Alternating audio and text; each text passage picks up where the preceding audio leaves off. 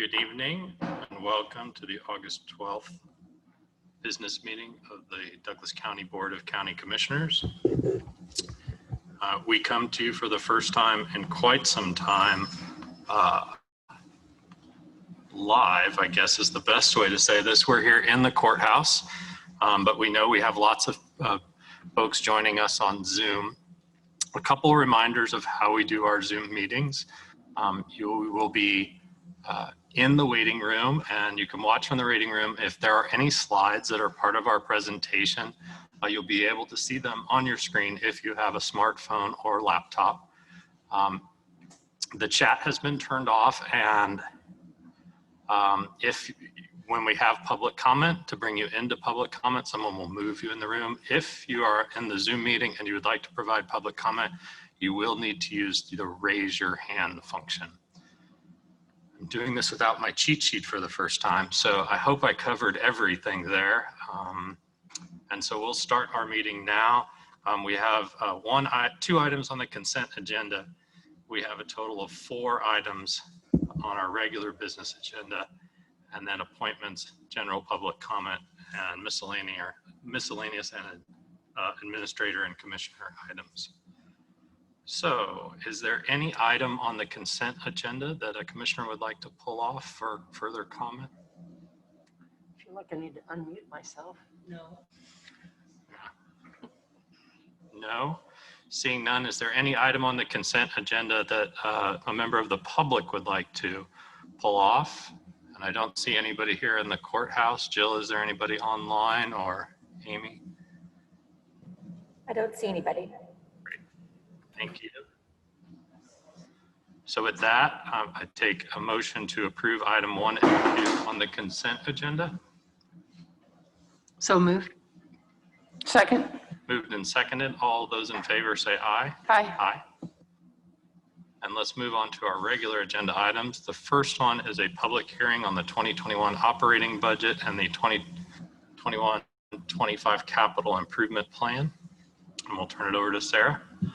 Commissioners, it is my distinct honor and privilege to present to you for final approval the Douglas County operating budget for 2021 and the 5-year capital improvement program. Cami Owens, our budget manager, is also on the Zoom call in case you have questions for Cami. I think her memo outlined the changes that were made sort of at the last, at the request of the commission for this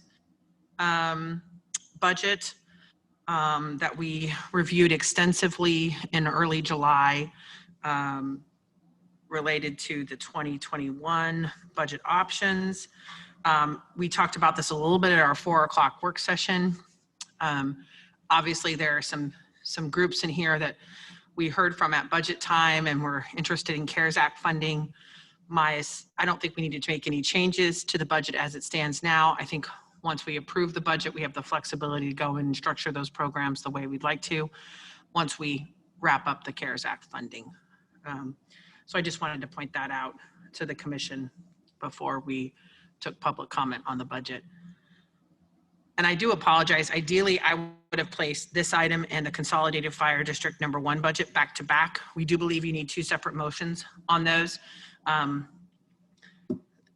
This got away from me as we were trying to put together the agenda for this week. So we can handle them in the item they are, or we could vote on the fire district budget after this if the commission wants.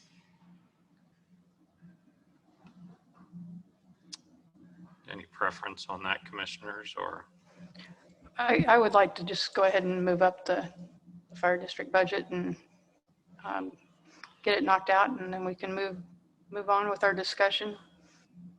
okay. So Sarah, do we need to make a motion to move that to the budget, to move that up, or just do these all together? Do one and then the other, right? Need back 2 to separate back. motions. Okay. So I would recommend that you open the public hearing on the 2020 budget for Douglas County, and then we act on that item and then move to item. Okay. So Sarah, I had just one real quick question in the memo. My math, where it talks about contingency funding, Yes. puts it at 22,300 30,500. But maybe I'm adding stuff wrong, or I'm not looking at it correctly, or maybe there was something in there on that contingent. There's 6 items on the contingency funding. Yes. It doesn't add, with the numbers that are there, it doesn't add up. Am I forgetting something? And I'll let Cammie jump in here if I've got it wrong. I think we just kind of picked a round number. Okay. Knowing that, Right. The number doesn't add up exactly. And there was also some funding in there that was contingent on an organization, the child advocacy group coming back to you. So it wasn't like, it wasn't a hard number. We did some rounding. That was what I thought. Okay. We had decided on. and as we talked about at our 4 o'clock work session, but for those of you that may not have been listening at that one, we have the ability inside of our general operating budget to make that larger, not spend those funds, reallocate internally. So we have a lot of flexibility inside our operating budget to address those needs. Any comments, commissioners, before we open it up for public comment? I don't have any. Okay, this is a public hearing item, so we take public comment on these items. Is there anyone here who wants to comment on the budget? Down at the courthouse, anyone online, Jill? None online, so we'll close the public comment portion and take motions on the 2021 operating budget and 2021-25 capital improvement plan. Move to approve. Second? Moved and seconded. All those in favor say aye. Aye. Aye. And if I could just add real quick, thank you again to, Sarah and Jill staff for the hard work that you guys put into this. And I will continue to say that I love the way you have our budget hearing set up, that we have the opportunity and that all the agencies and departments have the opportunity to sit down and meet with us one-on-one. Normally, this year was a little different, and share their successes and challenges and let us know how the funding has helped them or lack of funding has not helped them. And it's a very open process, and it's just good to have that time to be able to sit down and meet with everyone. So thank you for all your hard work. Cammie, you're here somewhere. Thank you. Thank you. Yes, it does sort of feel like this is anticlimactic here at the end after all of our budget hearings. And I know we're really focused on another important item tonight, but boy, the work that went into that and the time that went into that to develop that budget, seeing the collaboration between these agencies grow is just really exciting, and hearing the projects they're working on is great. So thank you all. Okay, let's move on to item 2.3, which is to conduct a public hearing to receive public comment and adopt the Consolidated Fire District No. 1 2021 budget. Commissioners, included in your packet is the state budget forms required for for a consolidated fire district budget. You now, with the creation of Consolidated Fire District No. 1, as the Board of County Commissioners, serve as the fire board for that district. So each year, as we prepare a budget for them, you'll have a separate motion on that fire district budget. I want to say at this point in time, you saw a detailed budget, and during our budget process, we're still in the process of refining numbers, coming up with really good estimates. Our internal team is meeting at least, I think, every other week to work through a number of transitions with the creation of this district, and working closely with Chief Baxter. And I know there have been extended conversations with each of the townships and fire districts that will be a part of this consolidation, as well as the other townships in here. And I'm really pleased that this project is moving so well, and I think it has a lot of potential to help address a number of kind of long-term strategic issues with fire service in the unincorporated area. And I would like, and Chief Baxter and I have talked about bringing back to the commission probably September, October, just an update on where we're at, how everything's coming together, and where we stand. So we'll get that on your work session calendar. Thank you, Sarah. Commissioners, any comments, questions? No. No. Any member of the public wish to comment on this item? I don't see any here. Any online, Jill? None online. This is pretty exciting. It's a ton of work, and just a huge thank you to all those chiefs out there, and those all these community members who are working together on this. It's just really great to see. So, who'd like to make the motion on this one? I would like to. I thought you might. Okay. I move to approve to adopt the 2021 budget for Consolidated Fire District No. 1. Second. Moved and seconded. All those in favor say aye. Aye. Aye. Okay. And now for something different, let's move to a planning department item to consider rezoning Z20-00163, 12 acres from AG1 to AG2 at 173 East 1250 Road. And Mary, I believe she's coming. Mary Miller is our planner on this one.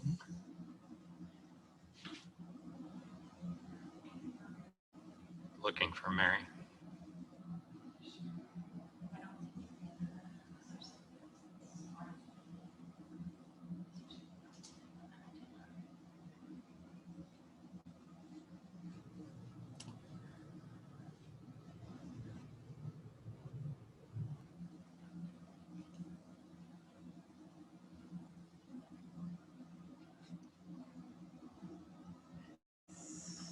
Jill, would it be good, Sarah, would it be good if we took just a 5-minute recess and then we'll come back to this? Or do we think, I hate to keep everybody in suspense. Yeah,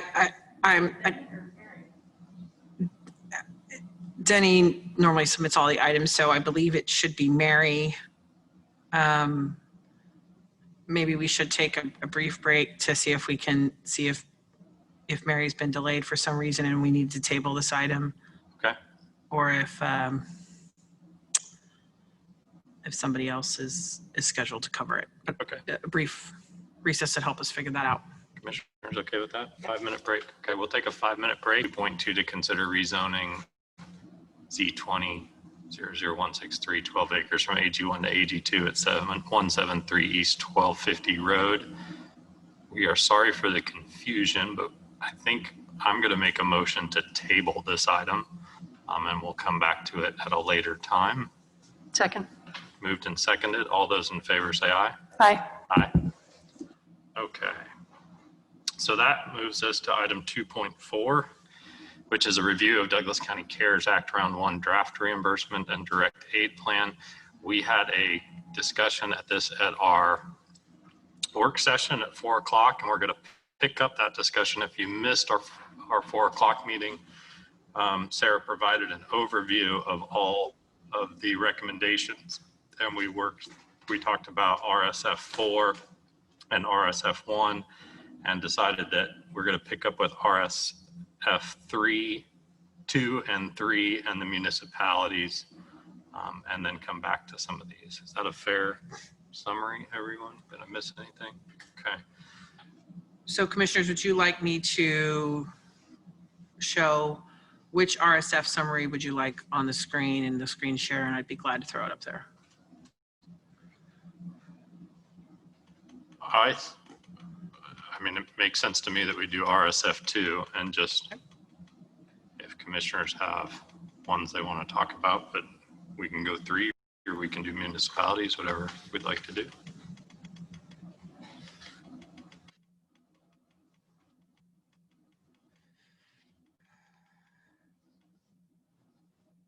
RSF 2 it is. So let's look at that one.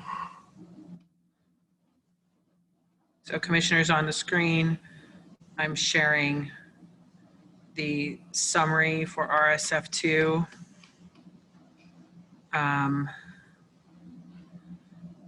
This is organized by organization, program, and then the amount requested.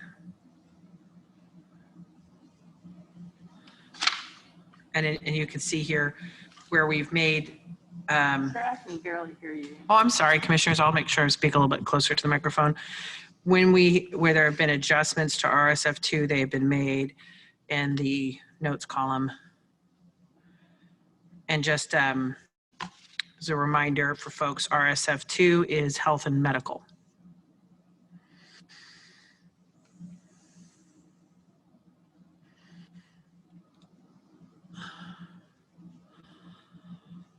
So to start conversation off, one of the things that we have learned about the round 2 funding from the state, round 2 funding from the Spark Committee, is that there will be an allocation. The only thing we pretty much know for certain is that there will be an allocation given to the Public Health Department. And that amount is, I'm gonna open it up. It's $174,000.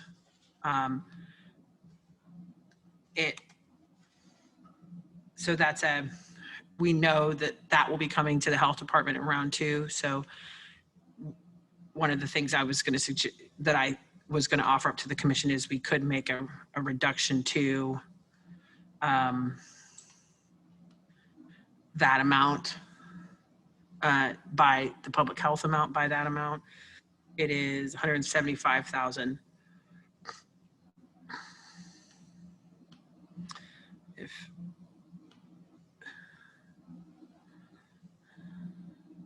Commissioners, do we have questions on individual? I mean, how do we want to do this? Do we want to look at individual requests? Do we want to look at different groups? I mean, I have maybe a few questions about some. And I could start on some of my questions. I'm just trying to think of what the best way to do this is. Sarah, I think I'd sent you an email, and if you could just we had hazard pay in there for Heartland Health, if I remember correctly. That was already reduced. You may see reference to the program, but it was reduced because we didn't have hazard pay elsewhere in RSF2, we were not really covering a lot of hazard pay throughout the direct aid plan.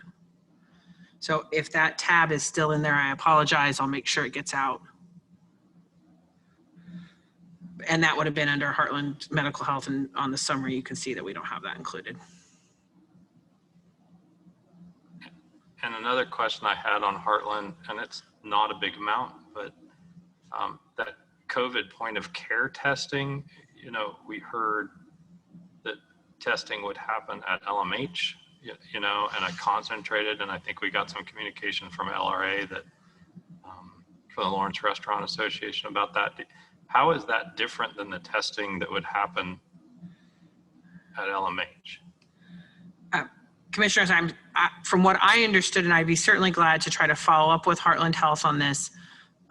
My understanding is that this was also for strep and flu testing swabs that would be done oftentimes at the same time a COVID test is done, so that you can also rule out, okay, maybe it's not COVID, but you may have influenza A or strep. So my understanding of what this was paying for was for those other things done at the point of care, not the COVID test. But we can certainly clarify that. That's a tiny amount. Mm-hmm.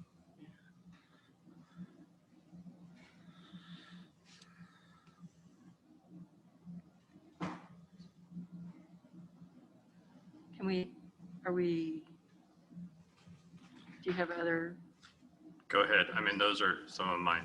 Yeah, I was curious about the, up in the Bert Nash section, the local nonprofit COVID-19 awareness program. I guess I'm wondering if you know more about that and how, if that would be duplicative of the much larger public awareness campaign that I know that assuming we fund it, the Public Health Department's $150,000 grant for public awareness, media, outreach.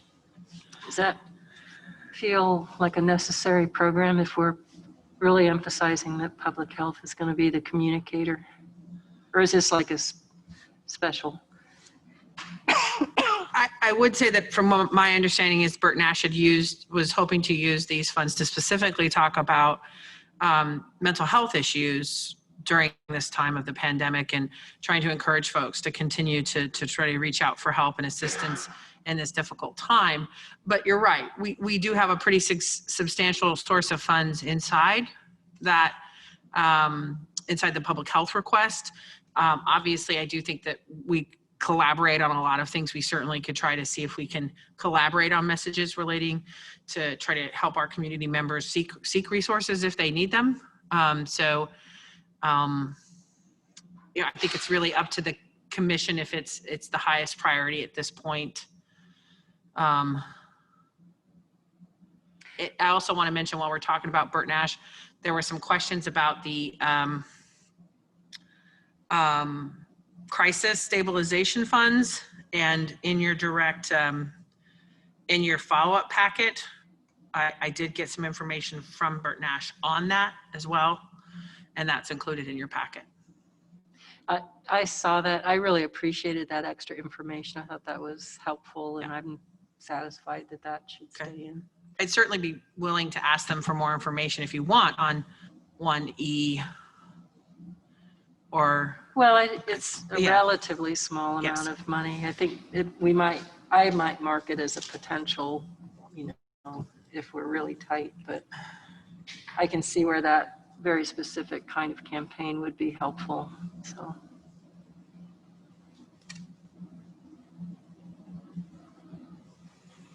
Is there anything else in RSF2 that we want to talk about?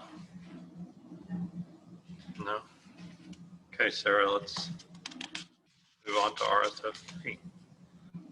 RSF3? Yes, please. Okay.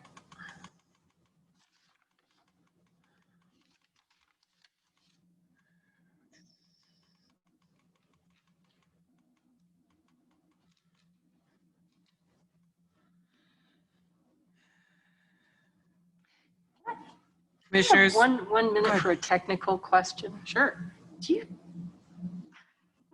or maybe Patrick, do you know this? I actually can get this, but it's showing just this mini. Mhm. Do you know how to fix that?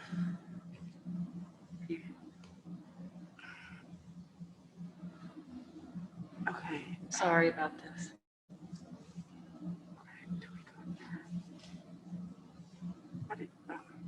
I don't know why it's. Okay, we need What to happens make if you this. touch on the top of that bar right there? Is there something? It's like it's. Yeah, I don't know if it's just on some strange thing. Never mind. I don't know. It's just a technical glitch. I'm good. Go ahead. Thank you. Sorry about that. So on the screen is the summary sheet for RSF3. This is Housing and Human Services. Jill Jolliker was one of our coordinators for RSF3, and she's here as well to answer any questions. Just to recap what we talked about at our 4 o'clock meeting, to a change that has occurred from last Wednesday to now is to reallocate some funds to RSF1. A staff reduction was taken to reduce the Lawrence Community Shelter hotel program from $242,000 to $100,000.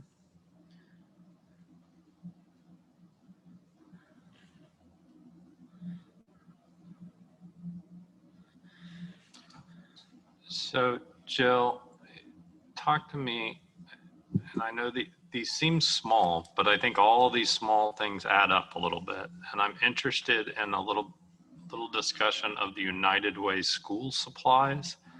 My understanding from reading the program description is that people are not donating school supplies, and yet schools right now are doing remote learning, and there's a chance that they will come back to hybrid learning. I also know from my work in the school district that we seem to have a lot of school supplies. So talk me through what the United Way is thinking here.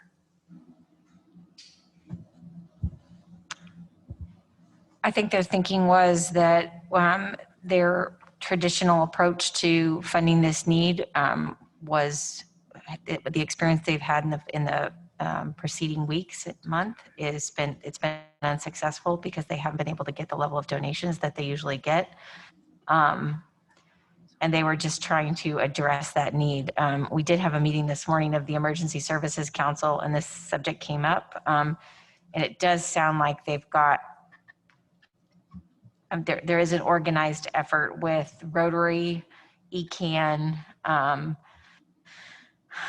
and I understand the Schools Foundation perhaps as well is part of that.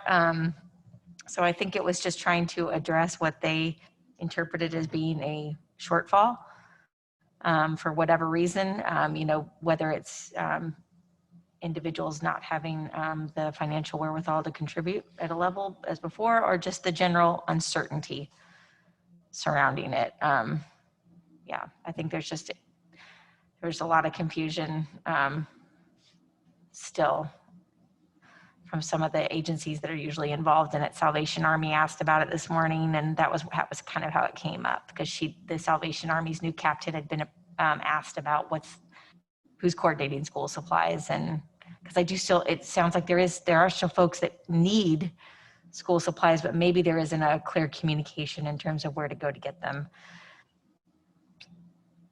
Not a direct way of answering your question, but it was more, you know, they were trying to address what they interpreted as being a need. It was just one that jumped out at me. Sure. One thing I wanted to clarify, a question that had come up, I think in an email that I saw, was looking for some clarifying information along. If you look in the details of the reimbursement requests that the county had submitted for hotels, hotel stays, it didn't go into what's the difference between that request and the request that you see here in RSF 3 for LCS for hotel stays. The difference between those programs is, you'll remember that we came to you all several weeks ago when we were still in unified command mode, looking for funding, your authorization to fund hotel stays for isolation and quarantine purposes at our congregate site facilities. And you authorized us to engage in contractual agreements with the partner organizations, which we ended up doing with Lawrence Community Shelter, Willow Domestic Violence, and Family Promise, for them to be able to house individuals for strictly for purposes of isolation and quarantine while they're awaiting a test or while they're with a confirmed test. And to date, Lawrence Community Shelter has requested reimbursement of up to $5,000 for that. And that includes a reimbursement of up to $50 for each hotel night, and the supportive services that are required to keep that person stable there. So that's been moving along. The difference, and what you see up here on this request, is beyond the scope of isolation and quarantine. It's to be able to serve folks that they can't, just to provide some sort of shelter to folks because they don't have the space in their existing facility, because they're still operating in an environment where it's about 30 people. And that's all they can accommodate right now until they're able to get those capital improvements made. Do you know if the hotels they've been using so far are all in Douglas County? There is one hotel that they've been working with, and I feel very confident that Renee would love for me to be able to laud their efforts, and that's the O'Connell Lodge on University. O'Connell Lodge University, it's on 6th Street. They've been a great partner. While they haven't been exclusively committed to, loaning out the whole hotel, they've been a great partner. And we recently, when Sarah talked about collaborative approaches to solving problems, Renee's really stepped up in that, because she's been using this tool, these funds to provide the isolation quarantine housing for folks. She knows how to submit the reimbursements, and she's gotten reimbursed and all that. We got a request from Jillian actually facilitated a request from the LMH, from one of the LMH social workers, for a gentleman that was confirmed, and he had a situation where he didn't have a safe place to go. And so it was kind of just doing some community problem solving and where are those resources? And Renee immediately stepped up and facilitated that placement. And I think she's willing to do that for a lot of the community partners. And she will, I think, do it with this request as well. One thing I think that's important to point out in here, and we talked a little bit about how hopefully on Friday we can tell a great story of some of the things that we're really able to accomplish with this. Between what we have been able to provide through hotel, alternatives, lodging through hotels, a proposed campsite for individuals experiencing homelessness, and the significant funds in this RSF with tenants to homeowners and family promise for rent assistance and mortgage assistance. You know, I feel really good about our ability to try to help people for the remainder of this year as federal dollars begin to wane, that we will be able to help folks in need as we approach the end of this. And it's going to be so important, particularly in this community with so many individuals that are with our unemployment rate remaining pretty high.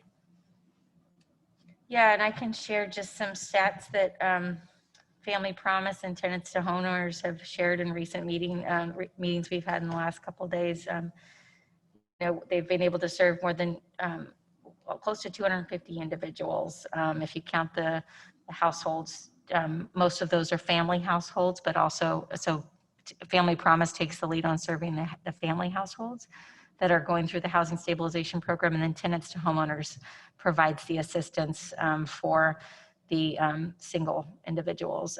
And so together I think they're well over 250 people, but I know that those organizations, and I see my friends from those organizations on here, they have a lot of anxiety right now because the volume of calls that they're getting, I think Dana said she got on average 10 calls a day, every day last week. So there's just, and there's folks and they're running out of money. So they're anxiously awaiting, hopeful that this plan goes through and that those funds come through. But I do think Sarah's right. I feel good that we'll be able to hopefully get through this year and this will help bridge that. But I think we're still going to face a lot of challenges in this area because there aren't a lot of tools in our toolbox besides funding. But I do think our RSF3, you know, we started out as a group with, before we were talking about CARES Act funds, we were talking about problem solving and solutions. And one of those, I think, is, you know, how do we look at, are there some interventions available with the district court and the docket that handles evictions, and making sure they're aware of these resources, these programs are available, and they're offering interventions at every step of the way. We're educating about rapid rehousing funds that we talked about a couple weeks ago. So we're trying the best we can outside of the funding, but the funding is a really big deal.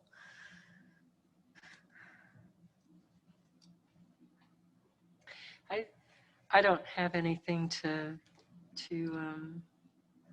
any particular program I have questions about. I want to raise one comment that came up in some of the correspondence, and that was and again, it's a situation where several restaurants are doing this, but only one restaurant knew to ask for reimbursement. But on the Ladybird Diner request, so you said, I probably need to read it again, but that's a request for reimbursement or for funding for this coming season? I thought I heard you say reimbursement, Sarah. Line 10. Both. See if I can pull that. Here it is. And I think I'm one of the ones who asked for it to be moved over to RSF3 because it seems like it's become an actual social service effort, and it's incredibly important, and it serves folks who otherwise, you know, maybe don't feel comfortable going to Just Food or going to a different site. I just want to raise up the fact that there are other restaurants who are trying to fill that void as well, and I know that they didn't ask for funds, but The way the project is outlined here on the document is that this would be for August through the rest of this year. So it Yeah, would be so it's- forward facing. right, It would not be reimbursement. okay. And Jill, there was quite a bit, and I know there's a huge need when it comes to food insecurity, and that we want to make sure people can can get food no matter how they want to approach it. But there was quite a bit of overlap when it's about food security, whether it's Lady Bird or Just Food or Salvation Army had something, Ballad Center had in there. I know you work with these organizations quite a bit. Are you confident that they're working together and that network is needed? Okay.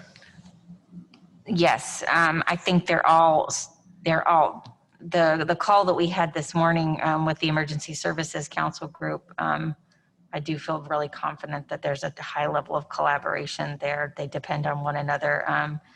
And I think, I know that there's clients that have a level of comfort with those individual organizations that for whatever reason, or they have a level of discomfort with some organizations. But I think that together, all those organizations do their best to problem solve. I know that part of the isolation quarantine hotel operation proposals that Renee, that the shelters developed, and even some of the supports that Burt Nash provides to some of its clients, they rely on Just Food to be a partner to them and making sure that they're getting meals to them. SRC works really closely with Just Food and also with these other organizations as well to make sure that, and including Salvation Army, that they're all collaborating the best they can. I think that my sense is that Salvation Army is really a go-to resource for people that are literally homeless and that are in the downtown area. And the Salvation Army in particular is really, they're a very under-resourced organization here locally. They're in a very challenging facility. So I think a lot of their request is just a way that they can continue to provide a basic level of service to the homeless population with food supports in that facility. But their new captain discussed this morning that she has a priority to get them out of that building as soon as possible and into a new facility because they're just not set up for success in that building.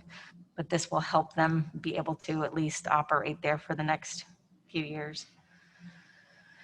Jill, maybe you could talk a little bit about the Eudora Giving Garden project, because it's a relatively new organization and it's a pretty large request. Sure. So might be good to highlight that.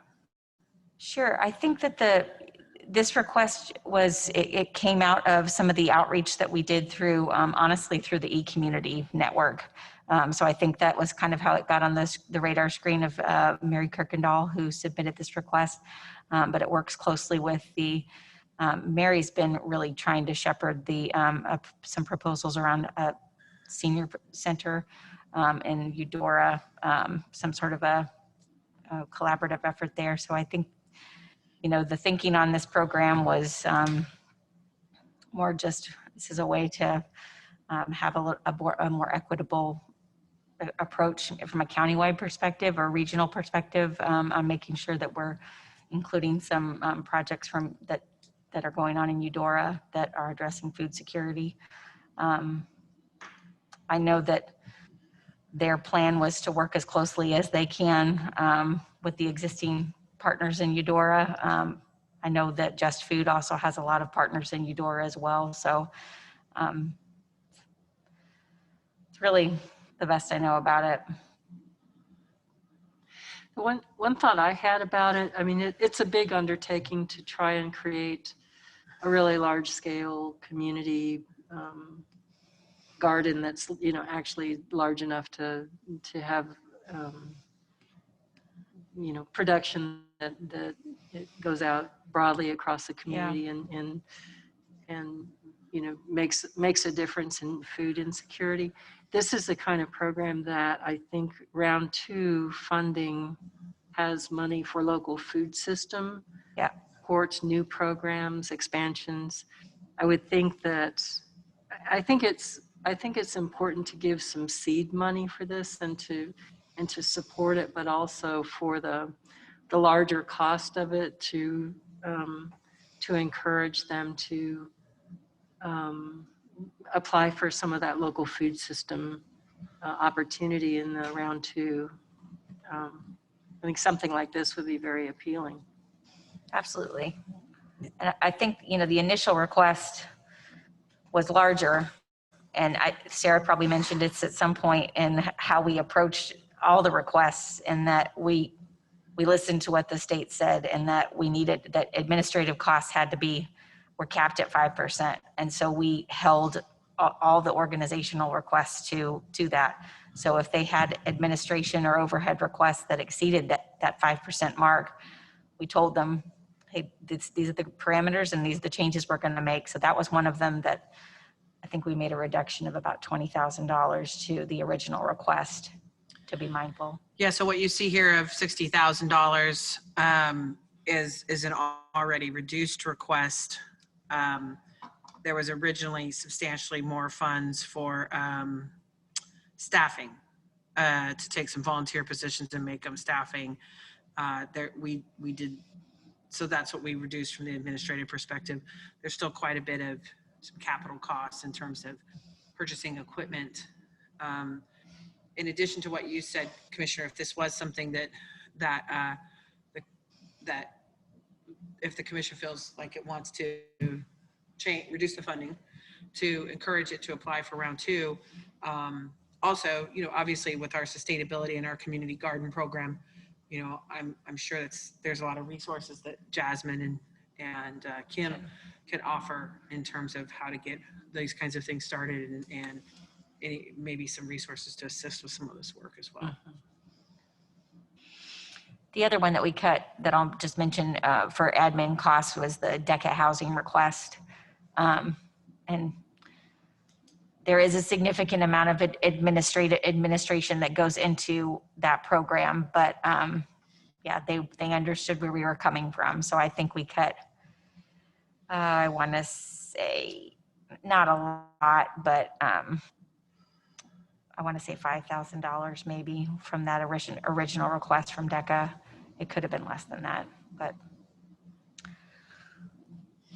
I can't think of any others that we did that to. Well, I guess obviously I'm kind of close to the folks in Eudora who want to do this community garden in terms of understanding some of the circles of people they're hoping to feed, and some of the community that's being built around this kind of growing network of people who believe in this project and are excited by it, and I think would work their tails off to make it work. So I don't necessarily have an issue with cutting the program. However, if we find ourselves in a very tight spot and find higher priority needs, I could see lessening this some. I would like to keep some, for me personally, I'd like to keep some money in there as seed dollars, because that can always help you leverage other dollars.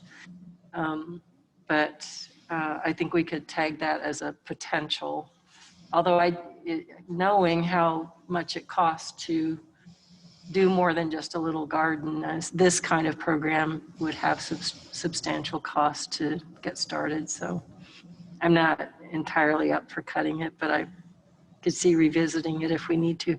And on the Ladybird, I think because she and her folks serve such a special population and there's such a culture around it, I think it's a really important program. I think we owe, just a huge shout out to that particular restaurant and that crew.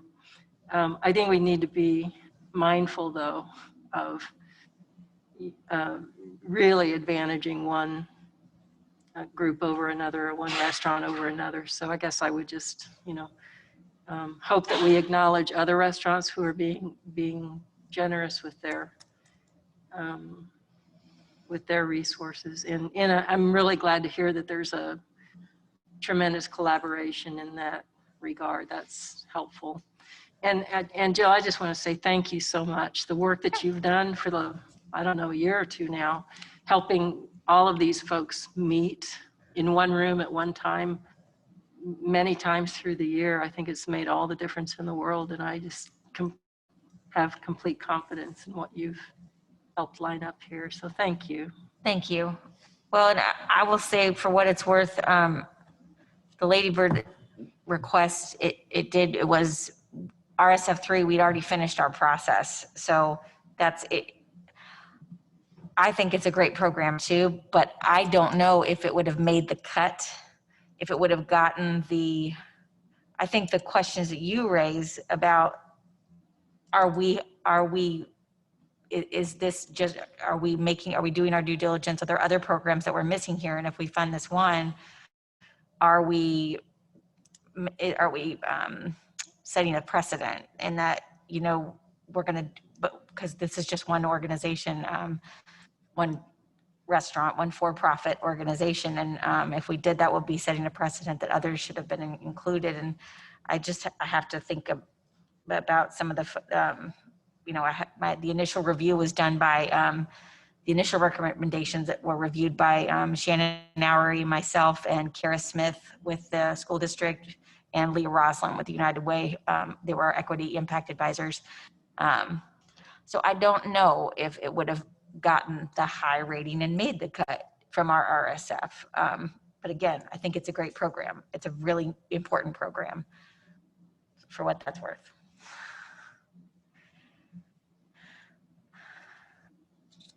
Yeah, and just to that end, commissioners, I kept the funding with it because RSF1 had recommended funding for it, and we had, so when we moved it from 1 to 3, I just kept the funding with it. But obviously, Jill's points are very valid.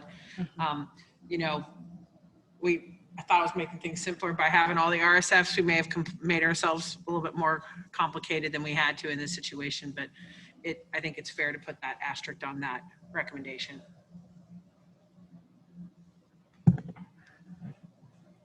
Anything else on RSF 3? Okay. Do you want to go to 4 or do you want to go to the municipal? Commissioners, why don't we go to municipalities and then we'll come back to All RSF right. 4. Chair's prerogative. So inside, what you see on the screen are the municipality direct aid requests. The county's direct aid request comes in a variety of different areas by department. And like I mentioned earlier, to reallocate approximately $1.7 million to RSF1, I took a general reduction of $200,000. You see there on line 28 to the county's direct aid plan. If at the end of this meeting, if this is where the commission leaves us at for the county's direct aid plan, I'll go ahead and assign those to particular things and make that change before you see it on Friday. I just thought, if in case the commission changes it to 300,000, I would just save myself that work and do it tomorrow. So that's the reason why I didn't do it at this point. I would say, and this is something we can take up after CARES Act, all of these expenses, I feel the county will need to incur for the rest of this year. I feel like we took out, for the most part, there's perhaps the child care assistance for essential workers might be the only one that is really a new strategy. The rest of this is really either a approved program that we had before or is something we need for telework. The thing to add, to mention here is, and we talked about this last week, there is still $225,000 that we're holding in here for long-term care and assisted living support. Ideally, I'd move that to its own RSF2 program. Struggled to find a great umbrella organization to assist us with that work. So there's an example of maybe an area where we don't have a good umbrella organization to assist us. A little bit about round 2 on that. So there are funds in round 2 that are slated to come to long-term care facilities. $20 a day for per bed for up to 120 days, I believe. Like many things with round two, we are struggling to get concrete and distinct answers on this area. Particularly, my understanding is that some of the things that can be used for are not the same things that some of the organizations submitted to us for requests. Those would be an increase in the per bed day. I am not an expert on long-term care facilities to know if there are restrictions on how those funds are spent. So, but there is funding in round two. So I want to be upfront about that. This is something we could reduce and just hope that there's sufficient funding in round two to assist with that. I do think that there are other areas kind of infused through RSF2 in terms of community testing that will be here to support long-term care facilities. But because as of last week, I didn't have a lot of clear answers on RSF2 on long-term care facilities, and we had some requests, but not all places had requested. I put this placeholder in. As we get more and more precise with this plan, I am less and less comfortable with my ability to get precision on this particular area. So I'd like direction from the commission if they want it to stay.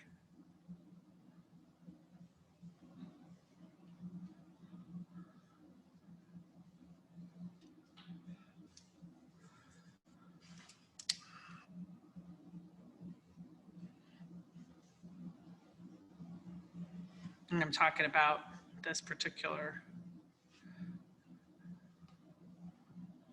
line.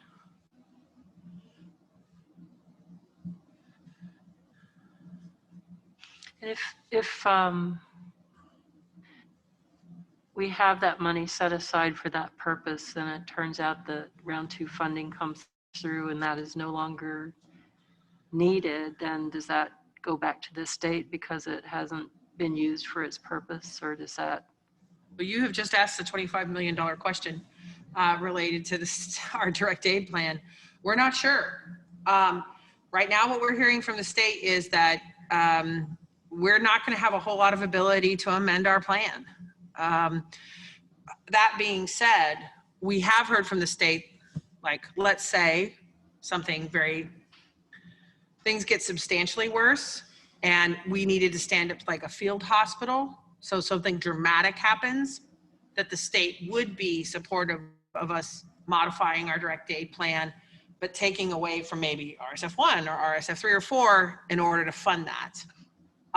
So we've heard some flexibility, but the notion of like, oh, the state's got this covered.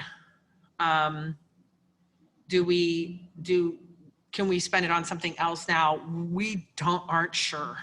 I was hoping to write that general disclaimer into the entire plan. Like, if it's not spent, we reserve the right to reallocate. I don't know if the state's gonna support that. Right now we're hearing that they probably won't. So that's difficult. That means that it's a potential that I can tell you, I believe these facilities would take the funds and use them. So I don't know that that's the same situation of it would go unused.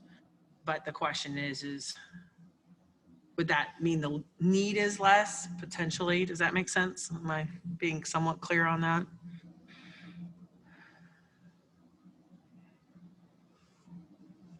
Seems like a big unknown to me. I agree. I think we certainly need to address it. I'm just trying to think if there's a creative way to do it so that it's not just for that target, but for a broader need, so that if we found that we weren't using it, I don't know. I want to follow the rules, of course, but I'm trying to see if we can. You know, one thing I could try to do tomorrow is, oh my. Tinkerbell just appeared. Yeah, an angel just got her wings. What I could do if the commission was supportive was try to have another conversation again with Beth Well, and she's been really helpful in this area in terms of RSF2 to see if we have any more additional guidance from the state. And I would say too that part of what we're trying to figure out is that $20 a day maybe going to assisted living. Well, this is a broader scope. So sometimes long-term care facilities or certain communities do need help with PPE and separation. They may not get those funds.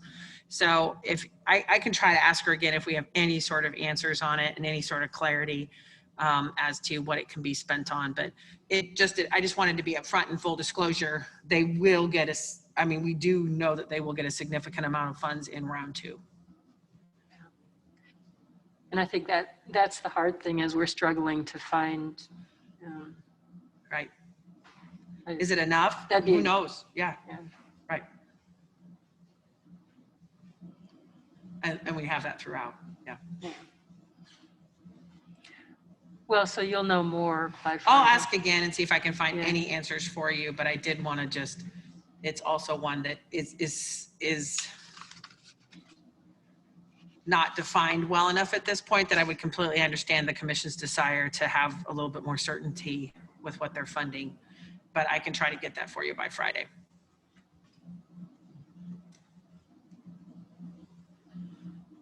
Any more direction you need, Sarah, from us on Douglas County's request, or? Not unless the commission has any questions on it. So then I would move down to the City of Lawrence's direct aid plan. We reviewed these briefly last week.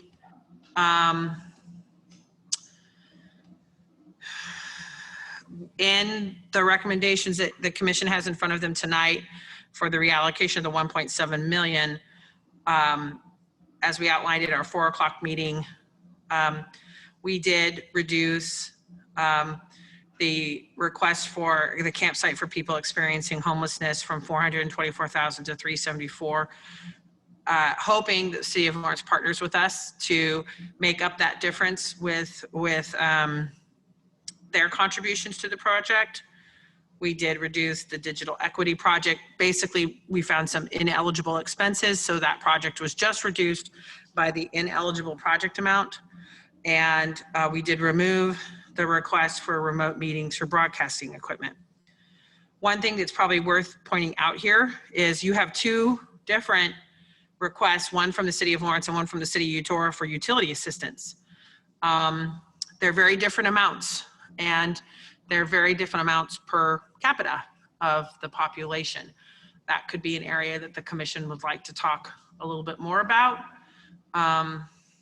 in terms of consistency between the 2 municipalities and their funding of utilities, or but you know, we do really feel like utility assistance is a huge need here. So I don't know if that's a good point to start the conversation. There was also, we talked last week about electronic air cleaning systems. There's a lot, there are requested in different places. This one is included. This would be for all of their city facilities. This is certainly, if that's a priority of the commission or not. So Sarah, tell me on that one, the county didn't include that. Do we already have these electronic air cleaning systems installed within the county? So we have a small one included, but it is not this large. I believe we have a small one included. I thought we did. I thought it was like 75,000, but I'm not. And Sarah, this is Brooke. It's included with the maintenance request. I just consolidated all of those just for ease. Thank you, Brooke. Yep. I'll go to it. It's in this one here. So we included an air purifier, $75,000 for a UV light for multiple county buildings, and then some mobile sanitation units for courtrooms and fairgrounds buildings. I'm just trying to understand. I mean, we've got $850,000 in here for rent assistance and $710 for electronic air. And so I'm just trying to make sure that, you know, one of my priorities is really making sure those who are in vulnerable situations we don't double down on them, and, you know, or not we, but the global pandemic doesn't do that to them. And I'm just trying $710,000 for 30 buildings. I mean, I don't know, just seems like there's a lot less people in these buildings, and in the same request, they're asking for trailers to separate their employees. So it seems like we've got a couple of strategies going on there, and I want to make sure we're making the most of the money that we have.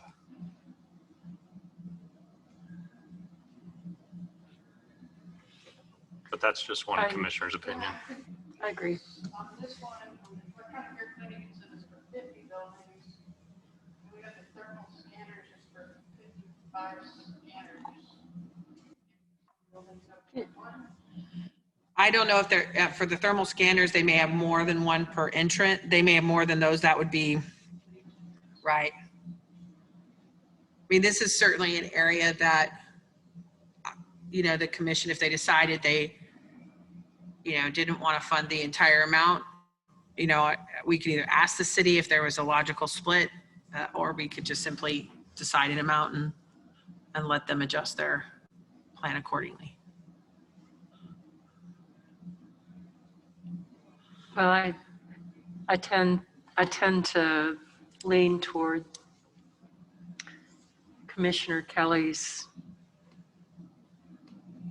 sensitivity to wanting to make sure we are funding as generously as we possibly can the folks who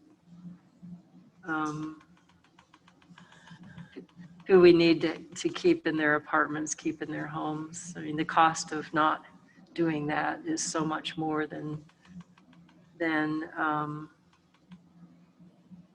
it's just catastrophic if we have so many folks who can't make their rent, can't make their utilities. So I guess I'm supportive of the idea that we might want to do some shifting on these.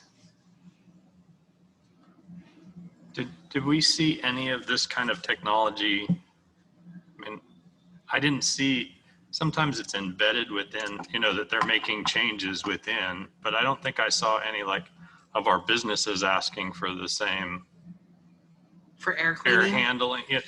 I'm not saying it's not important, because I think it is really important. I'm a little bit wondering if it's important for every city building to have it. I don't know.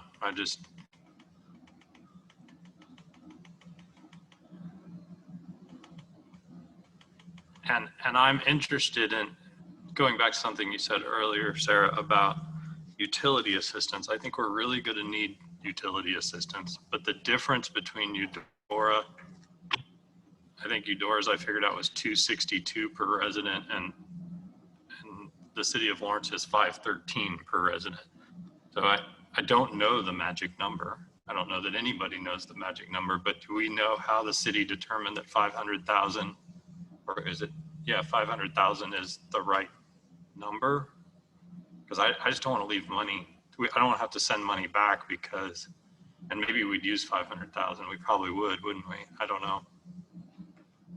You know, my understanding is here, they said here that the over 21 day past due balances for active utility accounts equals $846,000. Residential customers make up $690,000 of those past balances. I think they were just coming up with a nice round number to make a big dent at that.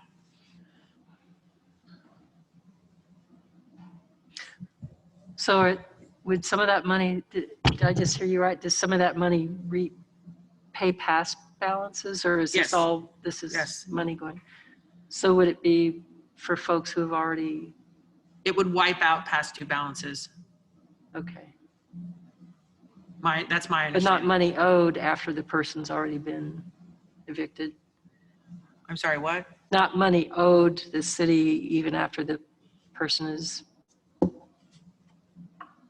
I could try to get some clarity. Are you trying to say like if? Well, I guess I would just want to make sure that this was all money that was not filling debt or filling emptied coffers, but was actually spent on people who are in this moment needing their utilities, needing their rent. I'm sorry, it's not. I hear what you're saying. I think the hard part is it'd be impossible for us to know if they had already had a past due balance for 2 years and because they've always struggled, or is it just something that the past due balance has occurred in the last, Yeah. 20 I could days? see you could just or- eat most of it up, spending on past due balances, and then going forward, new folks coming into the system, there'd be not much left for them. No, from the way I read this, and we can get some clarity if you'd like, is no, there'd be nothing left. It would just pay existing past due balances. And yeah. So then is the city covering so it says residential customers make up 690,000 of the balances. They're requesting 500,000. Is the city paying the balance, or are they just gonna take care of 500,000 and then the rest are still? I don't have that. I could try to get some more information as to how they would allocate the funds inside that amount. If you'd like. And I don't know if it would be going towards past due fees, or if the city would be waiving some fees in the process and this just goes to actual utility service. I don't have that. I could try to find out. That would be good to know. Yes, thank you. So I appreciate you wanting to find that out, Sarah.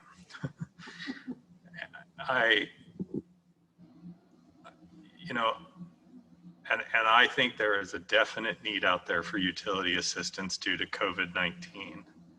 And maybe the city could tell us how many past due balances they had prior to March, because I know some have hung on there for a long time.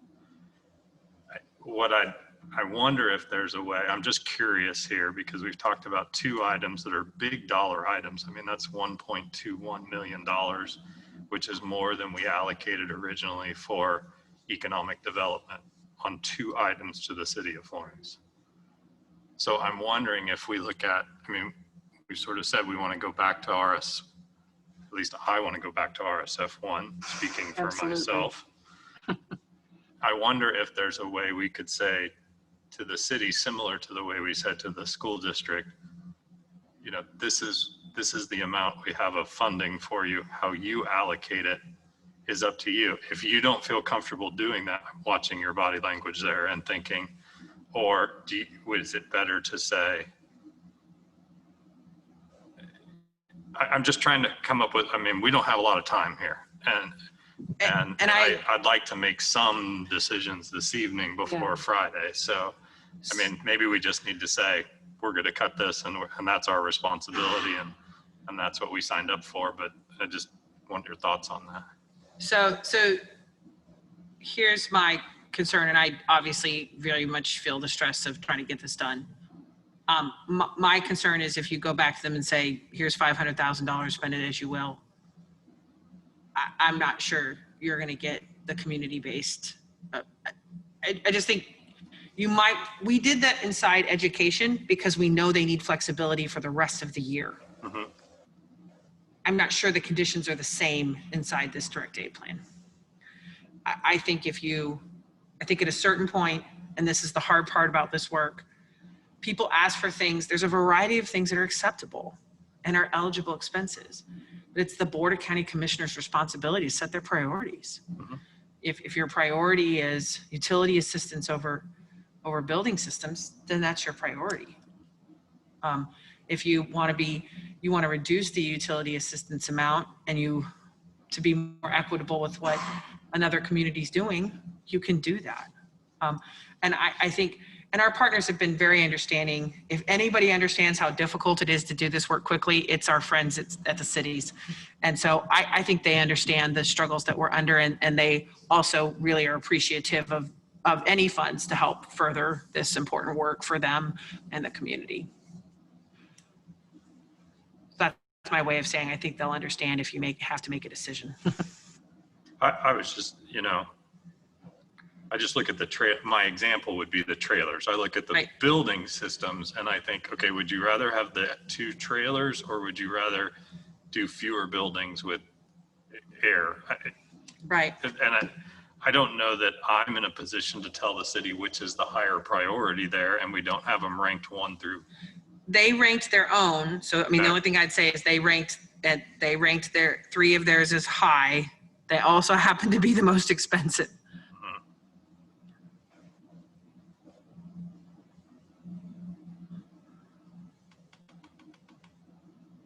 And, you know, and there's,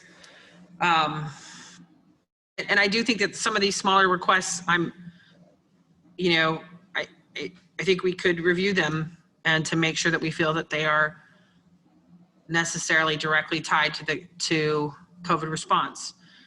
And do they have, and are they serving the community as a whole, or are they serving city staff? And I don't know that I want to take that hard line, because I would say inside the Douglas County plan, we're doing a lot of PPE for our own staff so that we're safe to work with the community. But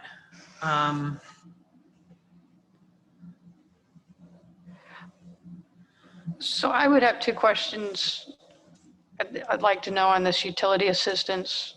The number of families or households that we're talking about, I mean, surely they can give that to us. And if it includes like late fees, or if we're just talking about the actual utility.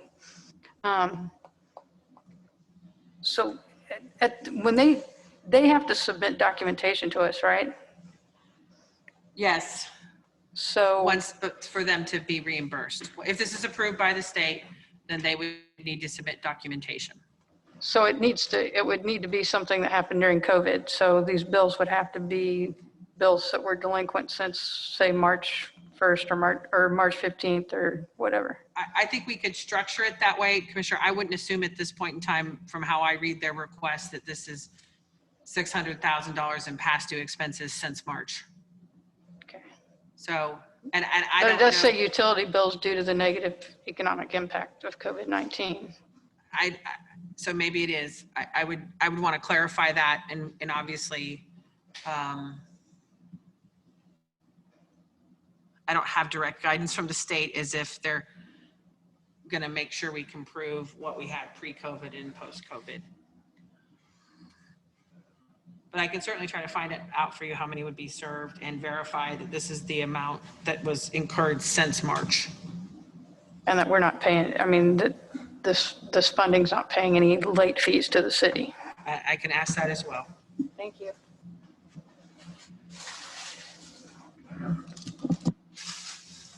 Is it reasonable to say that seems like there's potentially a large sum of money in those, in the electronic air cleaning system that we might want to make a decision about so that we can move on to other RSFs, and so I think we have a substantial amount of work to do still. Yeah, I think I've just written it down as a target, you know, something as we go back to, you know, as we start to identify the things that maybe didn't get recommended that we would like to see recommended, that may be a place I go to go find. I mean, I've got a list sort of generating from our conversations here, and then rather than make a nebulous, a random cut to it, to think about what we're trying to do instead. Shall I?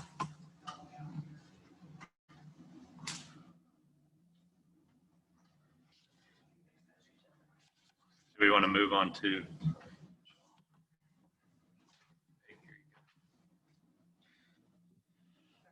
We're good. Give us a second. And like you said, Commissioner Kelly, we certainly can, you know, I think we are kind of developing a list of some projects that we would want to go back and revisit. I would say it is, my real goal here was to try to know where you wanted to cut tonight so that we could have this be ready for you for Friday. I'm certainly willing to find things out and make further cuts, but We got to I hate to put that's more what I'm- pressure on this system that already has way too much pressure on Yeah, it. I'm starting to sense we're beginning to treat this like kind of a regular budget, and I don't think we And we have can the come back day ability after to day. be We don't quite have that. so Yeah. precise. We'll make some mistakes, but we'll also, I think our intuitions are pretty good too, so. Number 12, the Lawrence Communications, that's still, It's still funded. that's, I mean, to me, that's something that I don't see that as being COVID related. I see that as something that maybe they should just have anyway.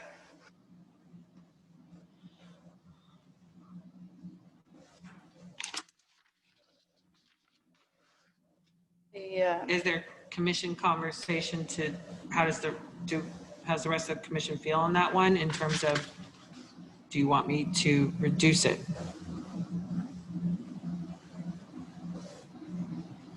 I'm comfortable reducing it. Okay. It's on my list.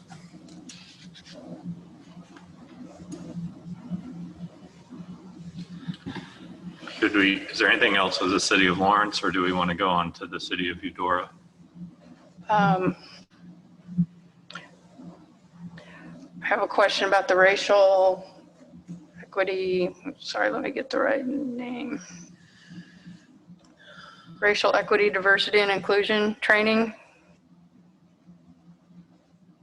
I mean, to me, once again, this seems like something that should be happening anyway. Maybe training that should be happening anyway.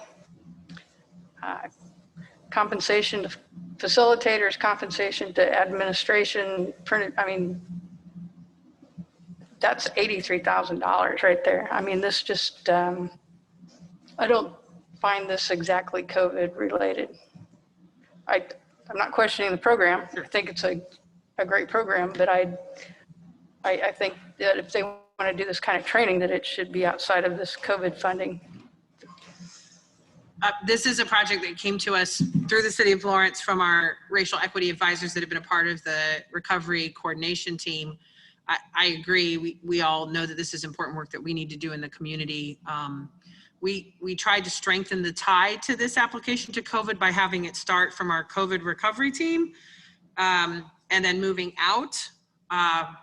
But there would be a lot of groundwork that would need to be done in a very short period of time to get these funds expended in this calendar year.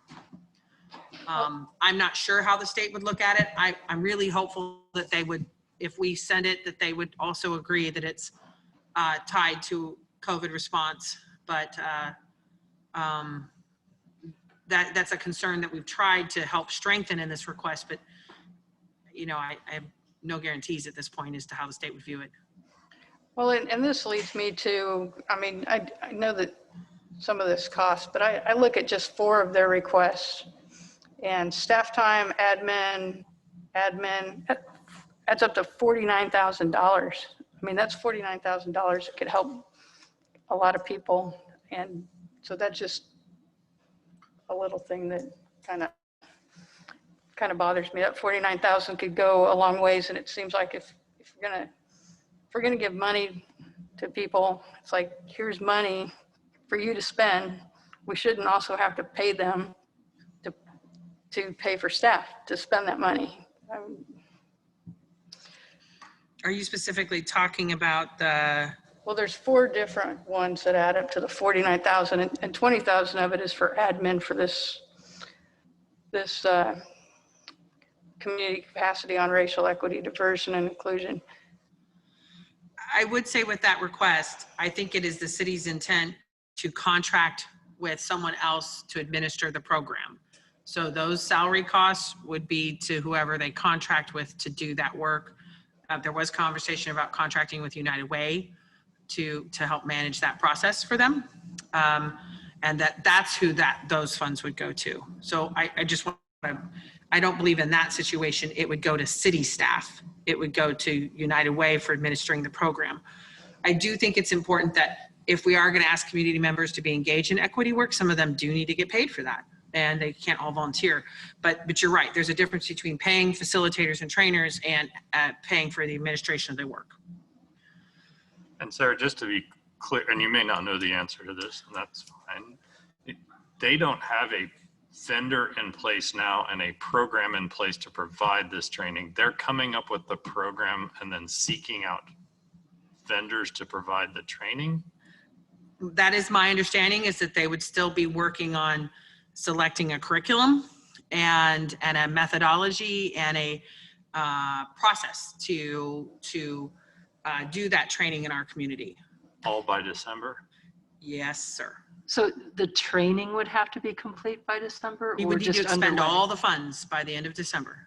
So we would need to pay the trainers and pay them for that work. And my assumption is we'd want to pay them to do training as opposed to just paying them. Yeah. So yeah, it's a tall order and remember here when we talk about it's August 12th, we will not get approval of this program until the earliest September 15th. Oh, wow. So really our timeline to get all of this money spent is like 4 months as opposed to 6 months. And that's assuming the state meets their deadline, which with all due respect, they've not met a deadline yet. So I do think that's just a logistic consideration that the commission can make.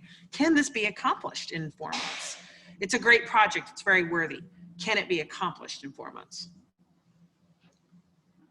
Because if it's not, the money Will get swept. is lost. Yeah, it'll go to round 3. So it will go to taken back to the state and reallocated in round 3. And I would just, I mean, as an employee for a group that's also looking for all kinds of training on this type of stuff right now, this is in high demand. Yes. If you haven't got something booked now, getting it's going to be really tricky. And so, I don't know. I mean, we're spending a lot of time on this one, and we should, because I think it's really important for the community. I just want to make sure, again, we're not leaving money out there that we're not going to spend.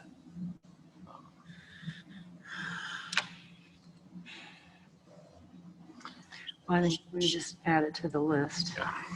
Okay. Eudora, should we move on to Eudora? Oh, hold on, I'm wait. sorry. Okay. Number 17, the Lawrence Just Food. So I just have a question about that because, of course, under RSF 3, we have just food for the same time period. And I just want to make sure it's not a duplicate, or my that they're understanding. both not asking for the same thing. No, and we have one under ours as well. So I think I'm clear, and Brooke will correct me. We approved earlier this year, the city and the county both approved funding from March through May for Just Food. The city is asking for reimbursement of their piece. So, and the county is asking for reimbursement of their piece. In RSF 3, Just Food is asking for the remainder of the year. So does that make sense? This says through October. Which one, the The city? Lawrence, the request? city one.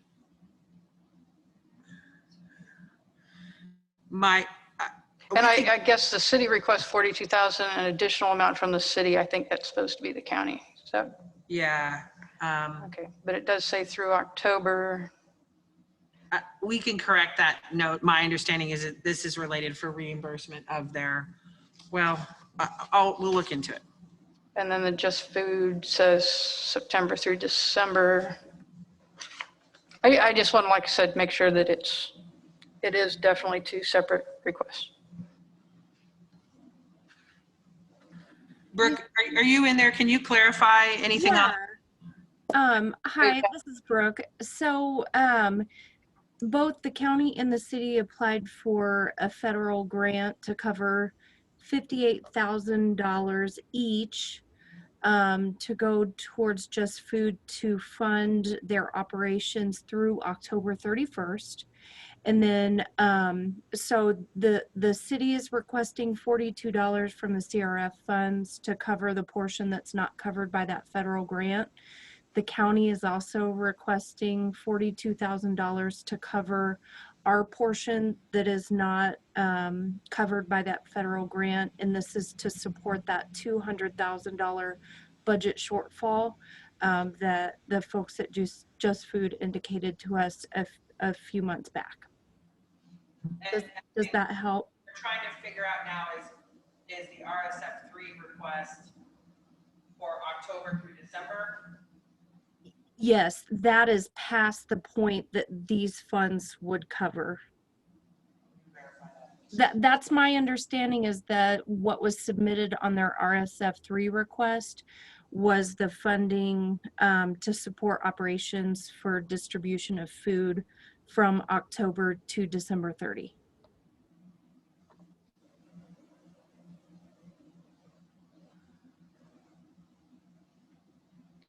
Thank you.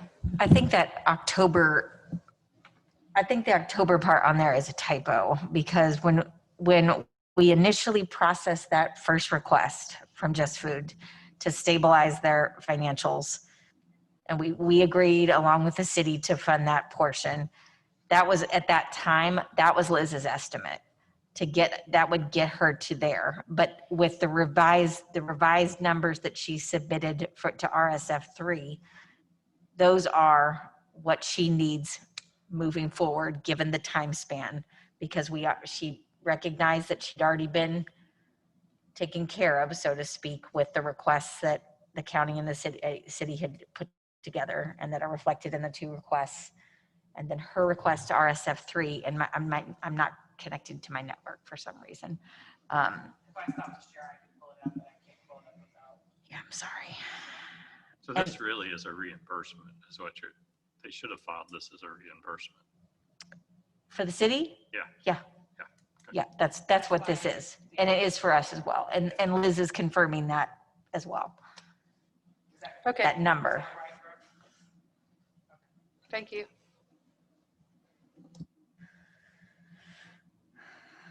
All right, I can move to Eudora.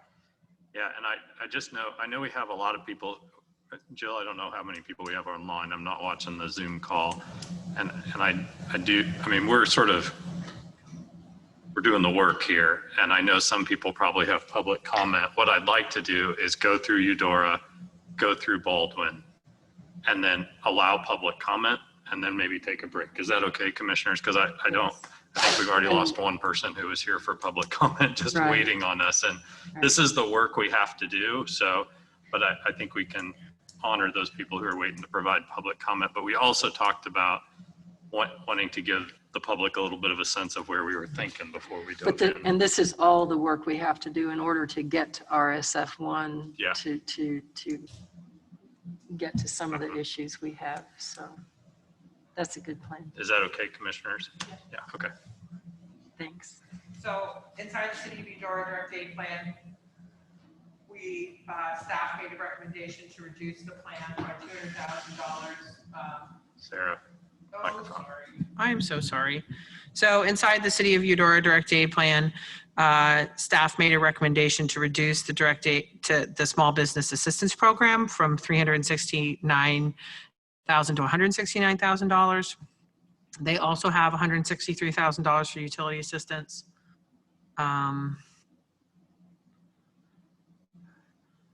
Sarah, can I ask real quick Yes. how you decided 200,000 was the right number to reduce it? Yeah, no, Okay, you can That's ask, that's a fine it was a answer. I guess. just wondered if there was any No, it was a guess. algebra behind it. Yeah. I felt like it probably needed to be, and you have a note from Barack in the packet. Yeah, I mean, commissioners, we can talk about it later, but I'd like it, you know, Lawrence didn't really put one together. I'd like it to be sort of based maybe on population. That's just an early idea, so. Any other questions? Oh, yeah. Well, I maintain that I think even though the other small communities didn't apply, I think that because there's reticence for some folks to come to Lawrence and get connected with our programs, I think leaving Baldwin City, Eudora, and Lecompton to work with their own business sectors and their own special populations needs would be most helpful. So I would just ask that we, yeah, as we're looking at Eudora, that we also look at Baldwin, certainly, and possibly a little bit for Lecompton. I'm certainly fine with that. One of the things I'm going to say is before tonight, I need to know what number you're targeting for that. Absolutely. Because I'm going to need. I think we need, I just think that's true. I think we need to not leave you hanging on a lot of stuff after tonight. I think we might have a late night. Yep. Is there any other questions to the rest of the Eudora program? We did make a reduction to the transfer for telework, but I know they made a separate telework request for their fire department. I have a question about the fire department. The $25,000 for laptops and virtual meeting equipment. I guess my question is, I mean, these are firefighters, they're not really working at home. So $25,000 for laptops seems like quite a bit. Can we get an idea of exactly what this $25,000 is? I would have to go ask them and come back to you. And It says telework, but I mean, capabilities of public employees, but I guess I just really wonder how many firefighters are working from home. I could try to find out for you, Commissioner, but then you're going to be making a lot of decisions Friday. I think at a certain point, you're just going to have to make some decisions on some of these smaller ones and decide how much you feel is appropriate. And Okay. but I'm certainly willing to ask if you want me to. No, that's fine.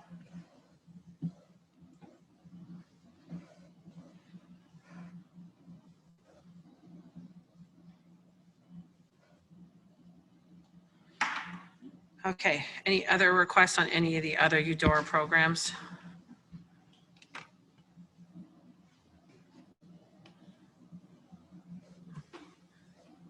If not, then Go on to Baldwin Baldwin, has a pretty small, currently just has a small PPE request in the library project.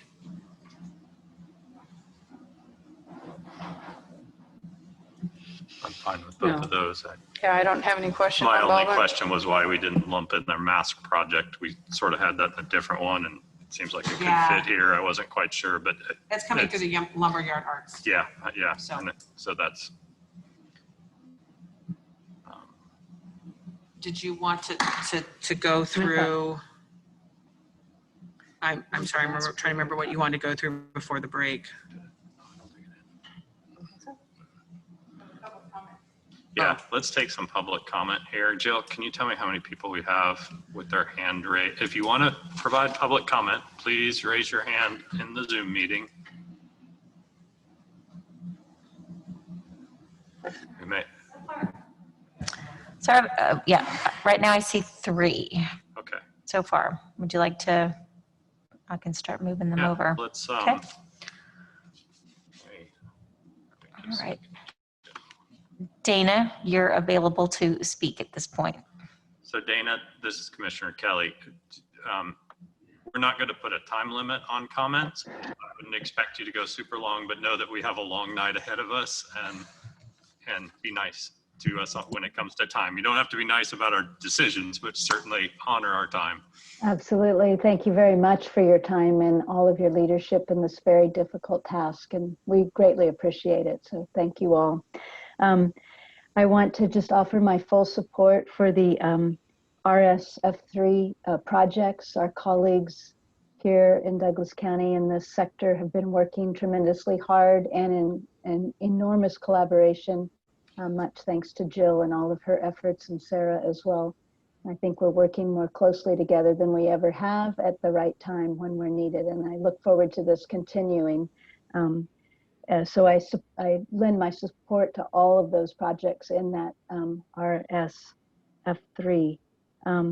Specifically, I'd like to speak to the HSC collaboration with the current application, we're including a collaboration with 8 other nonprofits who would continue to work in case management with their own clients, and Tenants to Homeowners and Family Promise of Lawrence would administer the funds for that. We already have a procedure and a process in place, and it's been modeled after a national model from the Help Us Move In program, which Family Promise got funding for last year, and through other affiliates with Family Promise. So it's a proven model that works well, and it's very adjustable to utilize other collaborations. There's 8 different nonprofits, as I mentioned, that are involved in this application, but our intent, as Jill mentioned, is to utilize any agency that has a referral so that the agencies can keep working with their clients. They know their clients best. The goal is to keep people housed through this pandemic and offer some case management supports. And I think that's it. So I did it rather quickly. Thank you, commissioners, for your time and your effort in this long meeting tonight and on Friday, and your leadership in this effort. Thank you, Dana.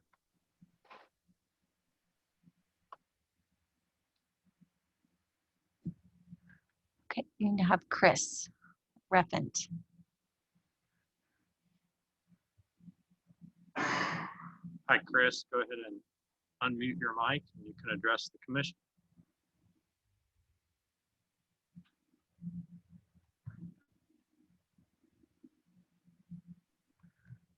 See anything? Yeah, we can hear you.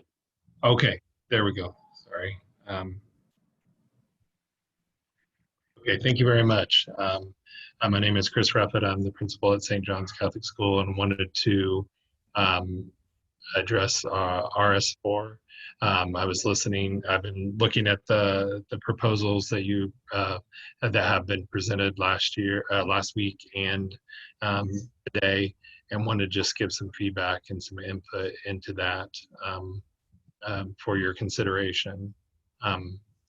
Looking at the plans from the previous week and this, for some reason, I do have to submit that we submitted multiple requests into it, and for some reason, when it got to you for the final plan, many of the requests that we made for and different things didn't make it to the commissioner's plan. So we're hoping that not asking for reconsideration in that, but just really, listening to today's discussion in regards to the per pupil amount. I hope that is taken as a strong consideration for the commission, because I think that would be a more of an equitable way of looking at this. I think the intent of the CARES Act was to provide protection and safety for all students. And I think that would be an equitable way for the schools to look at how to allocate those funds. I know in the work session at 4 o'clock, I believe some questions came up about whether or not private schools could be funded. And I should just add that we do receive federal funding for different programs in different ways. So as this act, I think it could be something that could and would be legally done within that.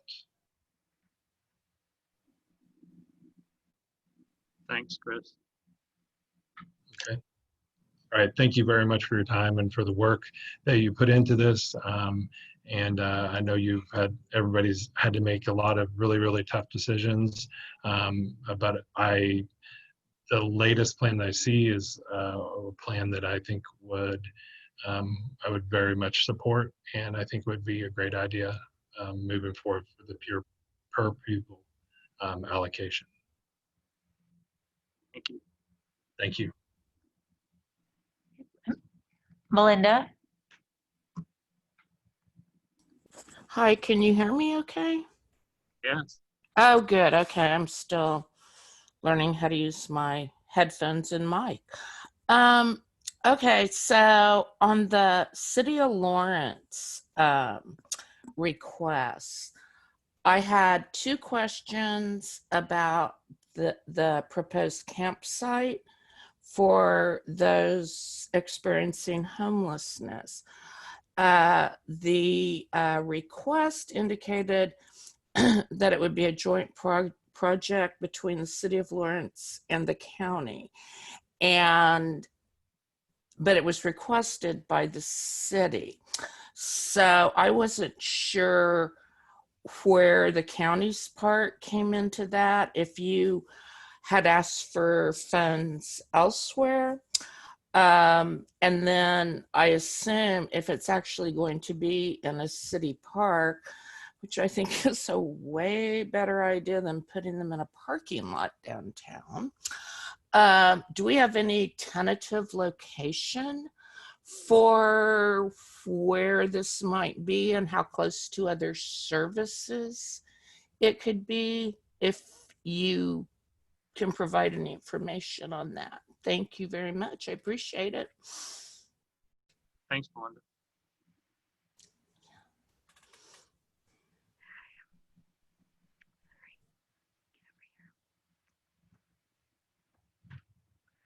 Brad?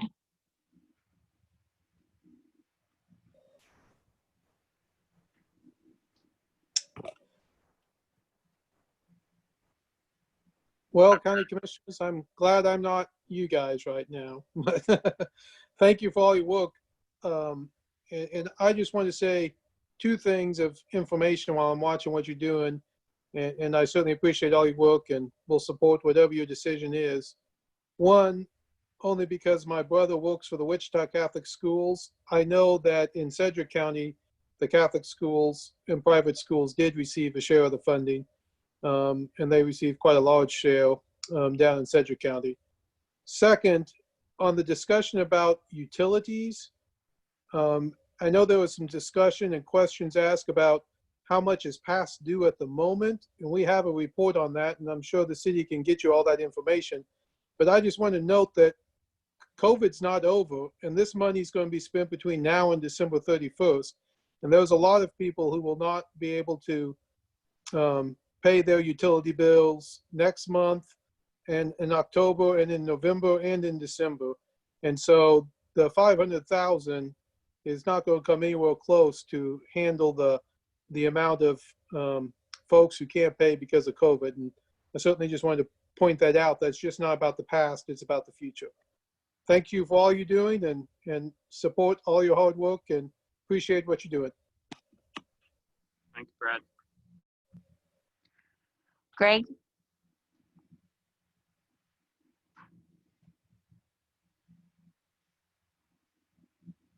Greg, you can go ahead and unmute and provide public comment. Can you hear me now? Yeah. Okay, sorry about that. I don't know if you can see me or not, but I guess what I'd like to start out with is, hey, I understand you guys got some hard decisions to make, and certainly do understand that, and everybody's not going to be satisfied. However, being a county that opted in with Governor Kelly and shutting down a lot of businesses, fortunately, my businesses are in another county. So I was able to, after being forced closed for 9 weeks with zero support from any government entities other than the federal government, the counties, the states, the cities really were nowhere to be found. Now we have more federal dollars to be handed out, but here we are, the county making the decisions, and it seems that the local businesses are being left out.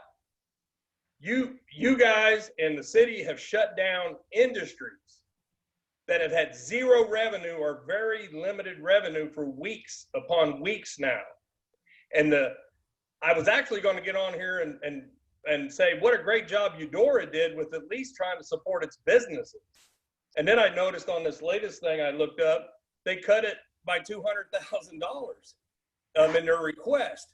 So what I would ask is that this body look at a lot of the waste of plastic shields, chemical disinfectants that are just crazy prices, and temperature thermometers and all this kind of stuff, which may not be needed in 6 months. But what is going to be around is our businesses, hopefully.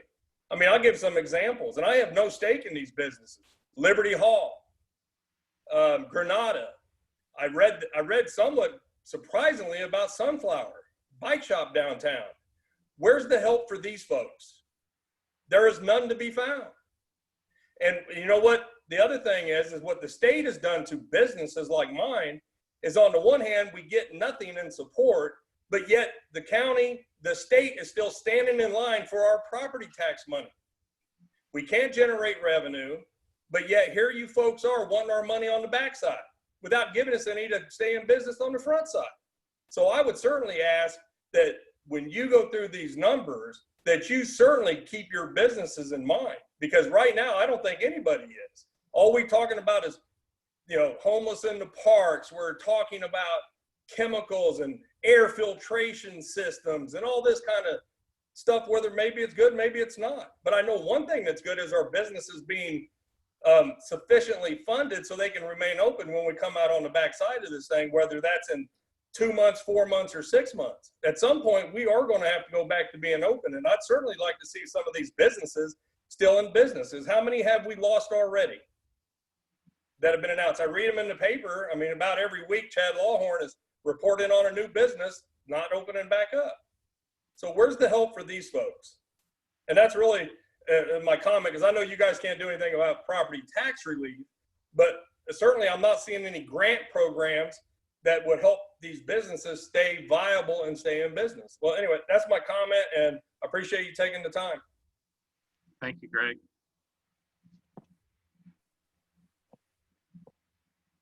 I don't see any other public comment or the other hands raised. Thank you, Jill. Oh, sorry. All right, hold on. Brendan? Hey, hey, can you guys hear me? Yeah. Great. So my name's Brendan Allen. I've talked to a couple of you guys before. And again, thank you guys for all this. I don't envy your task at all.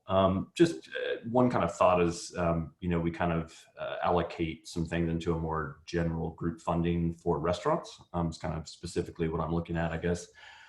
Would be, as you can see, kind of looking at the list, there was quite a few things with the LRA, with the COVID testing, economic stimulus program being part of it, and then also the PPP applications, and then the individual businesses obviously asking for grants of quite varying sizes. Obviously, some people included payroll, probably some people didn't, different things like that.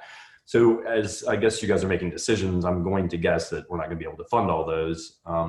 As you know, you kind of did with the schools, breaking it down per pupil and kind of giving, you know, some non-subjective thing like this is how we're going to divide it based on pupils or something like that. It might, though I have great faith in the LRA since we're a member in it, that we'll make some good decisions. It might be, I don't know, interesting to give some guidance on maybe how we should prioritize that. Because if we do the COVID testing, my guess is that would take all of the money that will be granted.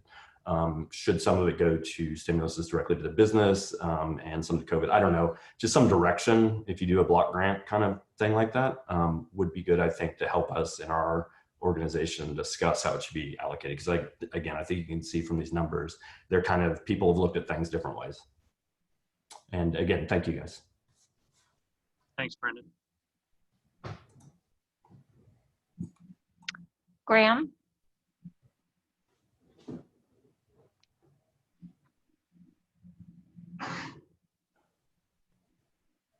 You'll need to unmute yourself. There you go. This is Graham Kraker. I want to thank you all for your diligence. This is a monumental task. I just have one comment based on Commissioner Patrick's earlier statement. I think these air filtration things are outstanding, but I just wonder if they could be delivered in time to be paid for before December 31st. I have no idea. I'm just asking the question. And again, thank you for your diligence. Thank you, Graham. If there's any other folks that have public comment, please raise your hand, but I don't see any at this time.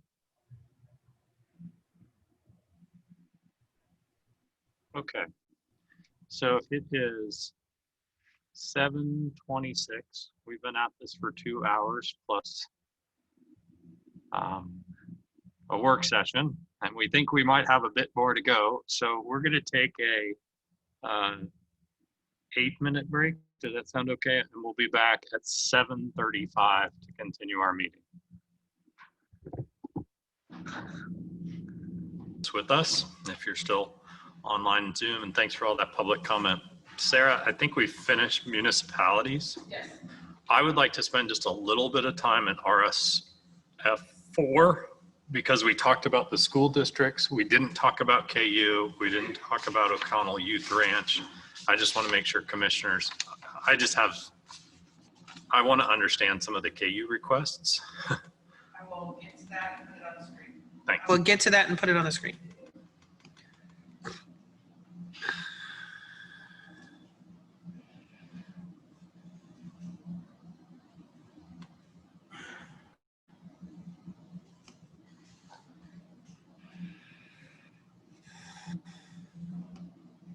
Okay.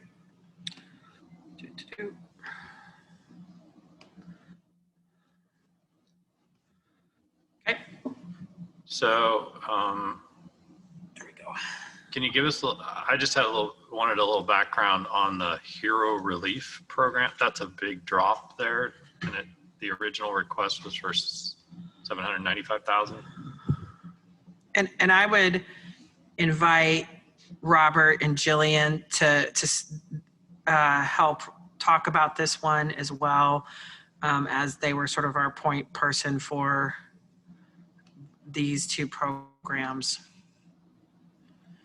Robert? Hey, good evening. This is Robert.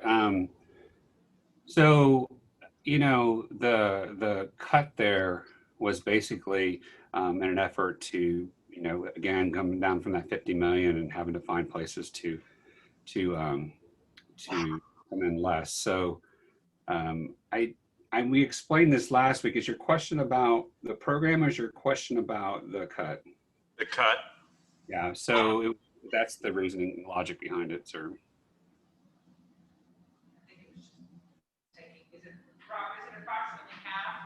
It's exactly half, 50%.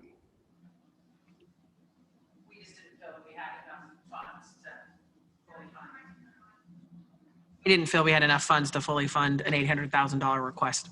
So, and remember, this RSF did not prioritize themselves. So this was work we were doing internally. Thank you. Commissioners, any questions about University of Kansas? That was one we didn't talk about. Yeah, I have three. I'll start with the small ones. The campus cupboard, I understand the benefit of having essentially a food pantry up on campus. This funding is for staffing. It's not for commodities. All of their food comes free from Just Food. But this is to have someone staff it so they can be open for the folks who need to use it. I guess they've been using volunteers. So the question is, do we know that, I guess we may not know, this thing is located in the union, the student union. If the union closes and the campus closes, will the cupboard remain open for those folks who are still needing food? So is there some promise that this cupboard will be useful if programs have to shut down? But more than that, is this a sustainable position, or after this funding is done, $45,000 at the end of January or December, is there any plan by KU to keep this cupboard staffed? Because my understanding is they struggle a little bit because they just rely on volunteers, but the need for it is great. So do we know if they have a... They did not submit anything to us that indicates that they would support this program on their own after December. Okay. One other small, well, not necessarily a small item, but this is also a $45,000 item. The one thing that the students asked for, the KU student asked for a peer position. And I wonder, because we've learned in other sectors that peer support, peer education, that peer connection makes all the difference in the world. I don't know if this, if one, small set of student peers might make the difference in terms of helping students kind of get the message about COVID appropriate behavior, but I'm wondering if that KU Student Senate suggestion would be worth considering. Hard to know because it wasn't ranked. And I would just reiterate that, commissioners, I think we didn't include it just from the perspective of, in this RSF, we were really struggling to focus on just hardcore PPE and sanitation, but you're right. It's definitely something that would be valuable and important, and obviously. Just know that the idea is to have a lot of signage and all of that. I think there will be plenty of administrators telling the students what they need to do, but I wonder if a student-led effort would be just as effective, if not more, in some cases. Then really the big one for me, and I just think this is such an incredible opportunity, is the KU dining request, $450,000 to add money to Skull Hall students' dining cards because they don't get to do the communal cooking because of COVID restrictions. And I see that as a tremendous opportunity both to serve the students at KU, because we don't want to add to any issues of food insecurity, but it's also something that we could see as a stimulus program for our local restaurants. If we could create something like the program they did earlier this year, the stimulus program where they created a food program. They bought local food from local farmers as much as they possibly could. They created food that gave them something of a profit margin, but also supplied food to people who needed it. I could see that being a program that would fill all of those needs. It would get food, something like contactless bagged meals delivered to one spot up by the Skull Halls on a regular basis, on a revolving kind of a schedule, so that each restaurant that wanted to participate would be able to, that it wouldn't be a program owned by a particular few, but shared by many. And fresh, healthy, wholesome local food. And good for the students, good for the restaurants, good for the employees who get to keep their jobs, and good for the local producers who get to keep their farms up and running with a little bit of their market back to normal. So that would be my strong suggestion. That's a lot of money. It could do a lot of good and answer a lot of needs if we're creative with it. And that Commissioner, I know you've had some conversations about the possibility of sort of pivoting that program away from just towards a partnership with the Lawrence Restaurant Association. Is that something we can share? Do we need to reach out to KU and see if between now and Friday, if they'd be supportive of that? What would be those thoughts? Well, I think that, yeah. No, I know that the LRA would be very interested in helping to put that kind of program together. They're already experienced in that kind of stimulus type of program.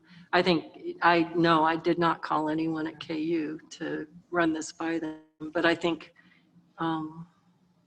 I don't know what the obstacles would be, but I would hope there would be some sense of collaborative interest in how many different sectors this could help, rather than just the KU dining system and the Cisco or the corporate food distributors who do not have much support for local producers and local local, well, the local producers who need our help as well. So I don't know who I would, who we would reach out to, but That's certainly something I can try to see if I can have some conversations about. So I guess my question is, it looks like this $450,000 is to cover the difference between the Skull Hall meal plan and the KU dining meal plan of $843 a semester per student. So that would mean that it would have to be a partnership, because I'm guessing that KU would have to take some of the funds that the students have already paid into their Skull Hall meal plan. I don't know. Along with this, because this 450,000 is, let's see, this 843 per student for the semester times 580 comes out to 488,000. So that's not the full amount of what their meal plan is. They've already got some of it that's built into what they're paying or getting as scholarships at the Skull Hall. So yeah, I mean, it would probably have to be a discussion with KU and whether they're gonna turn over their portion of it to pay the difference. And I don't know what the chances are of getting that decision made by Friday. I'm certainly welcome to make a phone call to KU and see if it's something they'd be willing to partner with. I think that's an important question. They're asking for a lot of money. And it could, I mean, with a little creativity, it could make an incredible difference to their partners in the city and the county. I will add that to my to-do list for tomorrow. Thank you.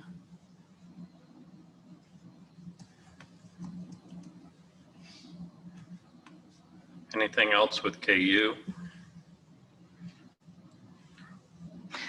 I think that was all I had. Sarah, I had a question about O'Connell Youth Ranch. Yes. Which requested internet and tech at the cost of $65,000. Yes. Do we have any more information, and maybe we don't, on, the timeline here is actually on their program details is March 2020 to July 2020. So, wait, nope, I'm on the wrong one. My link was bad. Sorry, Brooke. It was awesome. It's $65,000. And I'm just trying to think of, that seems like a big number to me for internet infrastructure. I don't know if anybody else, I mean, maybe that's what it costs to put it into O'Connell Youth Ranch. That's also I know part of it was they need some new equipment. Well, they shouldn't need laptops because they get them from school. No, I think it was like routers or like Wi-Fi equipment, but it says just as our hardware.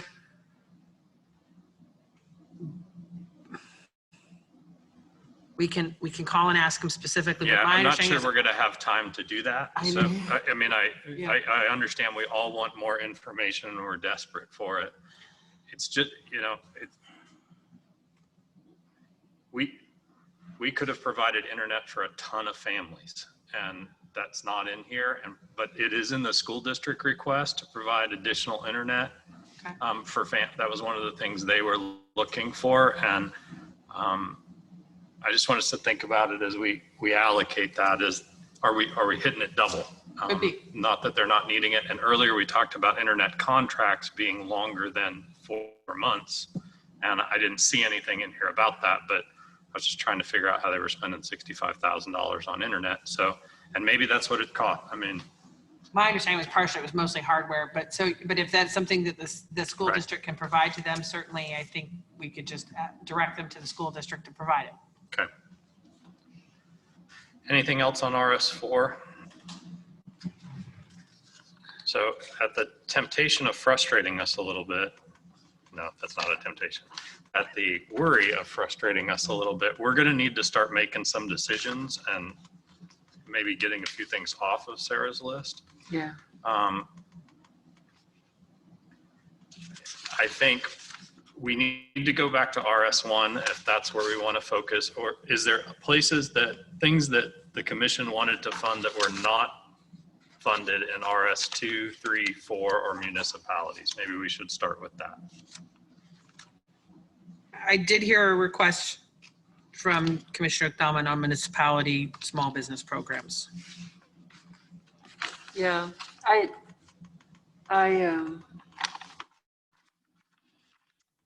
know that Baldwin would be grateful for anything, because this would be done as something they didn't ask for, but they need and didn't realize they could ask for it. So I guess I would. How are you all feeling about the level of the request from Eudora? I mean, I guess I feel like they should be proportional. So I don't know if Eudora seems like it's asking for too much, or if that's about right. I mean, it's a lot compared to the size of the community. I think we're in a little bit of a sticky place because Baldwin did not submit a request. And I heard Sarah say that other places. That being said, I think there may be a way around this. This is why I asked Sarah how much we can manage. If we created a Douglas County business development, economic development fund, then it wouldn't be that it wasn't requested. So Sarah, I don't want to put you on the spot. We talked about partners. Would that be something that the e-community structure could do? Well, that's largely us. Well, I know, but we could in that there's already that Douglas County. Maybe the network Kansas wouldn't be wanting to mix programs, but. So would you be talking about a small business program for the unincorporated, for small cities in the unincorporated area, or for Baldwin? All of Douglas County. Oh, including Lawrence? Mm-hmm. Oh, that would be very large then. Now, this is a bad place to be coming up with ideas, but let me share with you, we had a request for a grant manager from the city of Lawrence. I'm just wondering if, I'm looking for creative solutions here, because I think we really are setting a slippery slope if somebody did not apply and then we identified a need.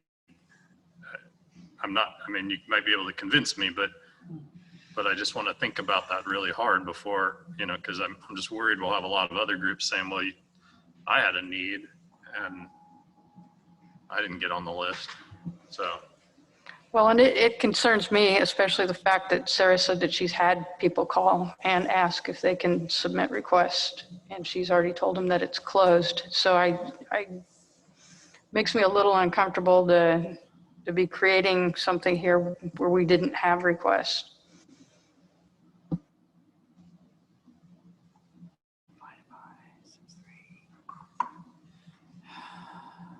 So when I take the $169,500 that's currently slated for the City of Eudora program, and I divide it by the number of people, at least according to Google, in the City of Eudora, I get $26.55 per person. So if that were to be used to multiply by the city of Baldwin City, it'd be $124,550. So it'd be a pretty large program.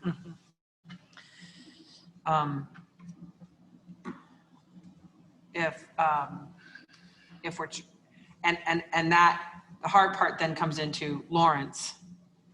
How do we define what's left in RSF1 as Lawrence. Peasley is included in that, and Peasley serves all of Douglas County.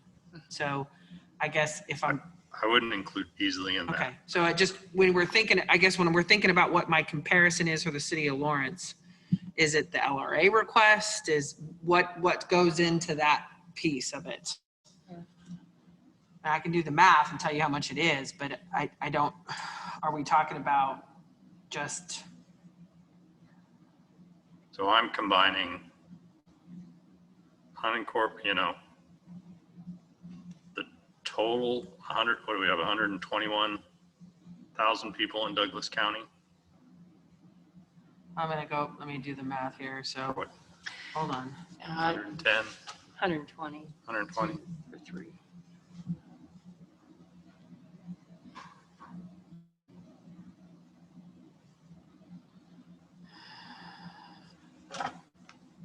So.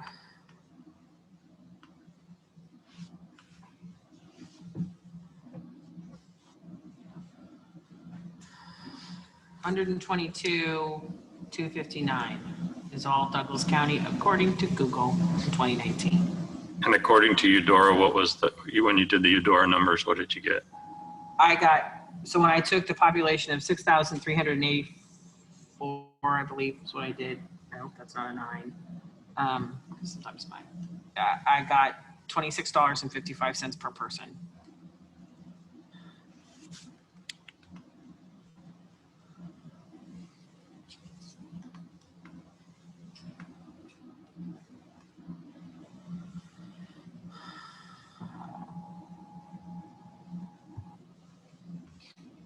Which would be through, these are ballpark numbers, $3 million for the entire county at that rate. Yeah. Actually 3.2. So we may not be able to fund it at that amount. And I don't know that we want to be in the business of, I guess the beauty of having each community have its own fund was that they know their own sector, but yeah, no, I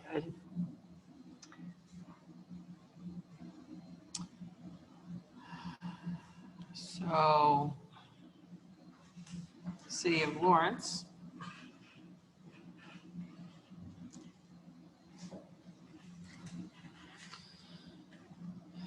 Using 2018 numbers, 97,286.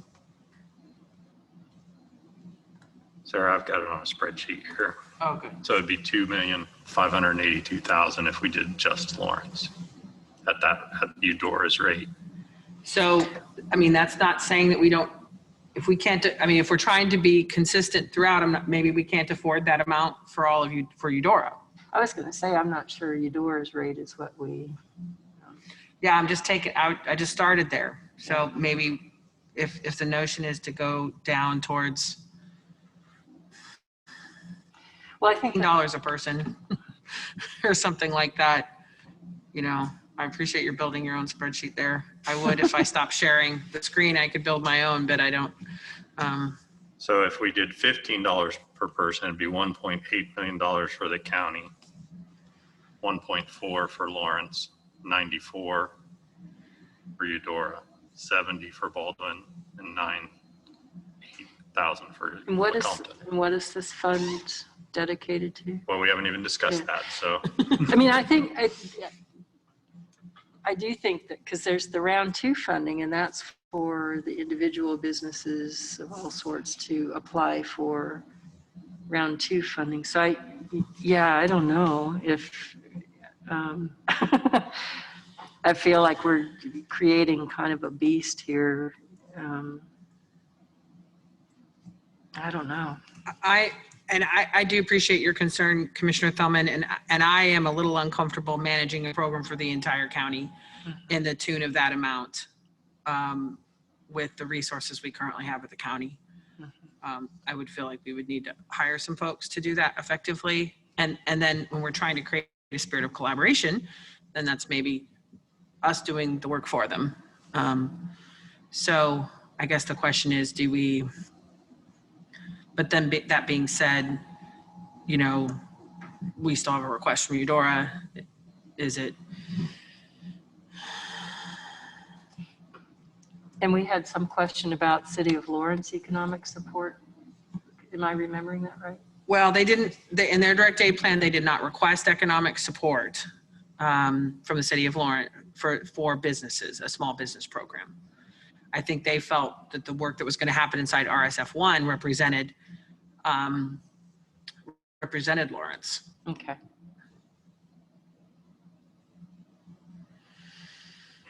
I'm still struggling with the fact that we can't get through the requests that we have right now, and we're trying to create an unknown request, basically trying to build one from the ground up to meet 3 cities that didn't ask for it.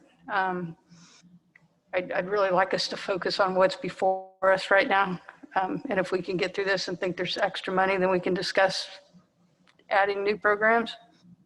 So, and to that end, I could suggest, and it's not necessarily be a different approach, is to eliminate the small business program from the City of Eudora and reallocate those funds to RSF1 and make it a stipulation of the program that it must be available to all county.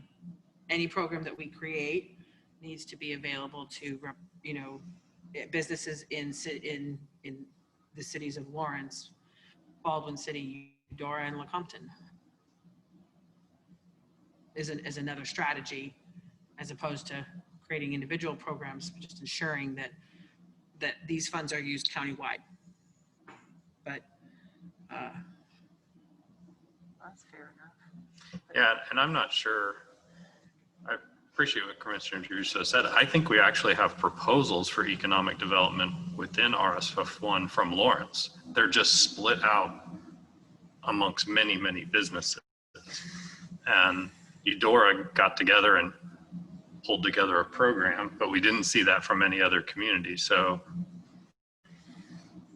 how do we respond to that? Well, I mean, one of the things was in Lawrence, we talked about some umbrella with downtown Lawrence and LRA and some other umbrella groups. Eudora just did that for us. I mean, Eudora doesn't have 500, small businesses. So it was easier for them. They kind of created their own umbrella to deal with it. Now, I'm sorry, Baldwin City and Lecompton did not. But I just think that, Lawrence in some way, shape or form did, and we've talked about lumping them into groups to be managed. I think we really need to focus on what's in front of us and not what isn't in front of us.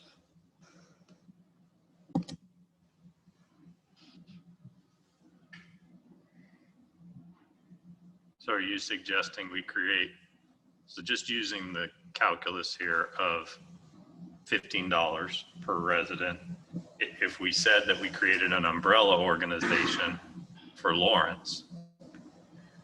No, I'm not talking about creating a new one. I'm talking about what we talked about in our 4 o'clock meeting with downtown Lawrence and the Art Center and the Watkins and I'm those comfortable different with just groups. going with the groups that have made plans to be responsible for funds and for us to allocate a reasonable and hopefully generous amount to those groups. I understand the complication of last minute hope for kind of fair distribution among, or equal proportional distribution among the cities. Maybe, I don't want to punish Eudora for being, forward thinking and getting a more sophisticated application done. I mean, Eudora, instead of every business in Eudora submitting a request, like all the requests we got from Lawrence, I mean, they just created their own umbrella, and I appreciate that.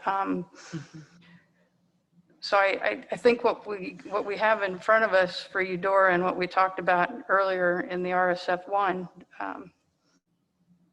I think we have what we need for what has been presented to us.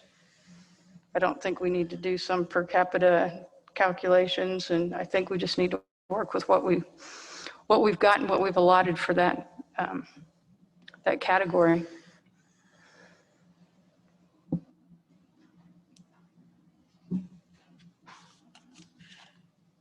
So let's take a look at RSF1, and we need to decide what we're going to fund and how we're going to fund it.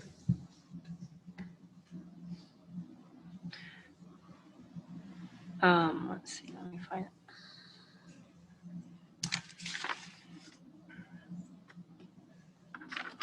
So, well, I'm happy to start. Just in round figures, I think we're starting with, after Sarah did her work, we're starting with 2,290,535. I would have been thinking, I would suggest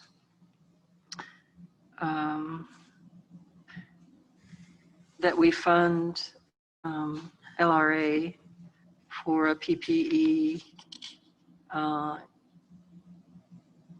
program, that we fund DLI to take care of retail for PPE, that we fund the arts and cultural and events sector. LAC is already in there, but I would include the Watkins program. I would include Mammoth, not the full funding, but partial funding. And I would include partial funding for Explore Lawrence. I had, just as a starting point, 1.65 million for LRA. I have 200,000 for DLI, but I really think, given their losses, if DLI only asked for 145 plus there were 50,000 in individual. Well, there were a lot of dollars for individual businesses, but so 200,000 might not be generous enough with retail. But Watkins, either full funding or something close to 100,000. I had Mammoth, which is those iconic venues, the Granada, the Liberty Hall, and the Bottleneck, and then the umbrella organization is actually called, it's a LLC called Mammoth, so it's 4 different entities.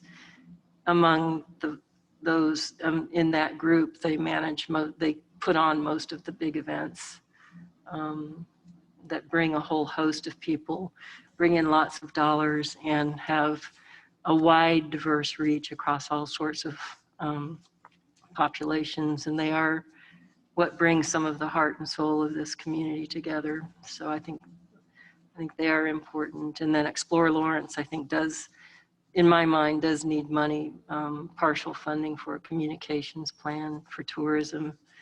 And then I would support, I had put down a couple $100,000 for the hotel program. And that's just my starting point. And that wouldn't include what I would hope for would be another $450,000 for the KU dining stimulus money. Yeah, and this is just me spitballing. I'm certainly happy to negotiate. I had 1.65 million for LRA. I had 200,000 for DLI. That would cover their $145,000 request for PPE for retail, and then 50,000 more. I think that's probably insufficient. Then the arts and cultural, I had a total of 600,000. That would include the Watkins, 300,000 for Mammoth, and 200,000 for Explore Lawrence. Okay, so how much for Watkins? Well, their request was 128,000. I had them either fully fund that or at 100. Okay. 100 plus what Mammoth had. Mammoth asked for 500. 500. I had them originally at 400. If we can manage 400, I think that would be extremely helpful to a group that was first to close and will be last to open, and I think frankly are on the brink. And then Explore Lawrence, I had as $200,000, considering that we're trying to focus on local. And I think a good communication plan for tourism is important. I'm not sure that we can support all of the hotels, but they do have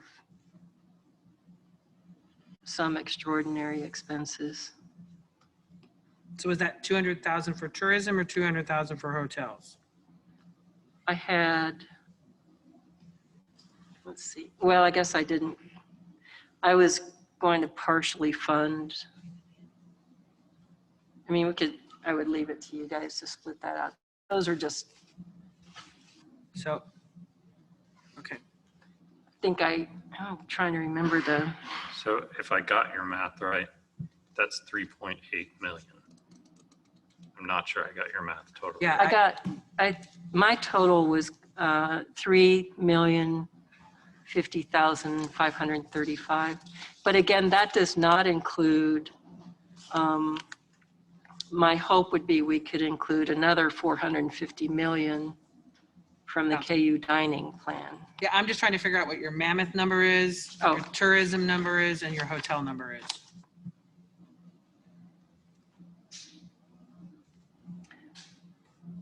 How much was how much was Explore Lawrence's communication plan? The tourism program plan? Mm-hmm. It was 84,000. So was that 84,000 and 200,000 for hotels? I was doing 200 full, but I thought to partially fund the communication plan, and so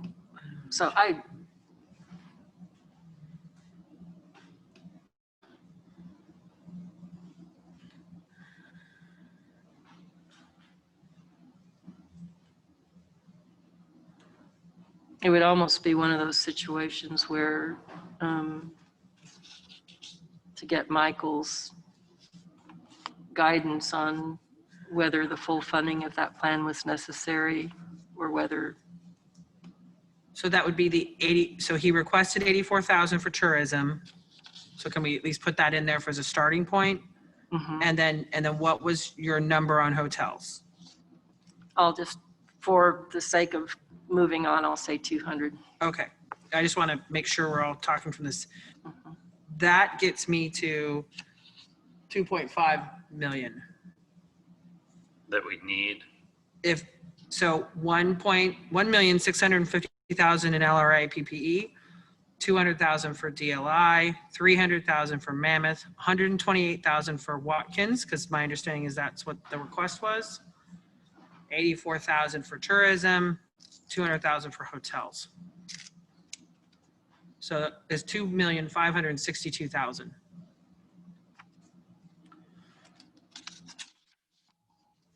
But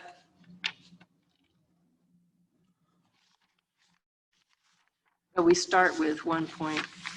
Correct. We start with 1.6. I think it gives us a delta of about $2 million.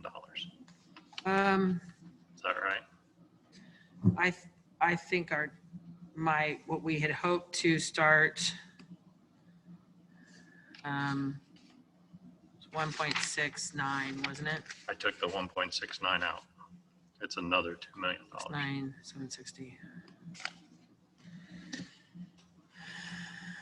Because the total for all of that, if I got it right, and I do not think I did, would be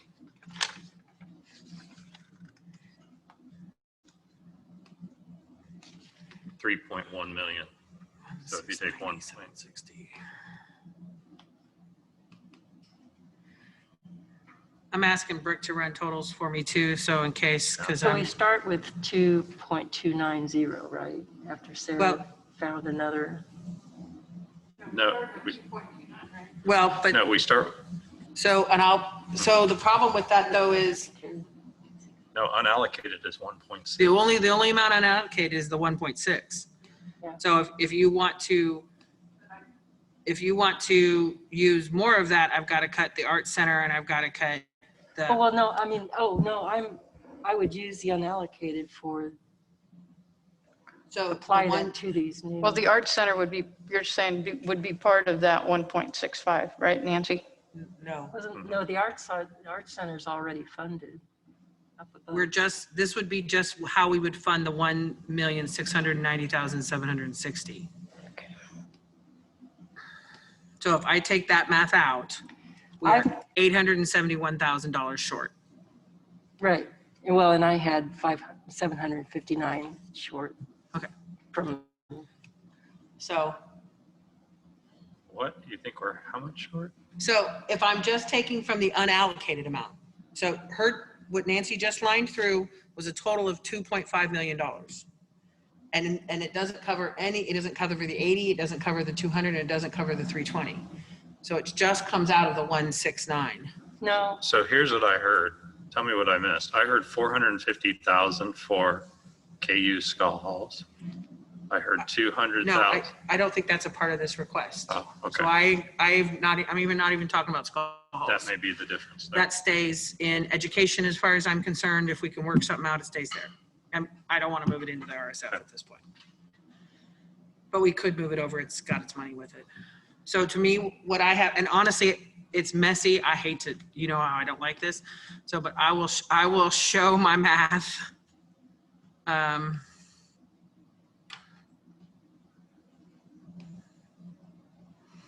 So I direct your attention to line 52. NT standing for Commissioner Thelman. The LRA PPE, the DLI, Mammoth, Watkins, tourism, hotels, total of 2.5. We have unallocated next to it, next column over in C, 1,690,000. The difference between those two is 871,241, is 240. Yep. So that's what we would have to come up with to fund the Thelman plan for RSF1. I think we can do it. I'm just trying to clarify and facilitate for the commission. No, I mean, I would think we could try to do that. But I'm happy to hear others' thoughts. That's just me trying to start the conversation.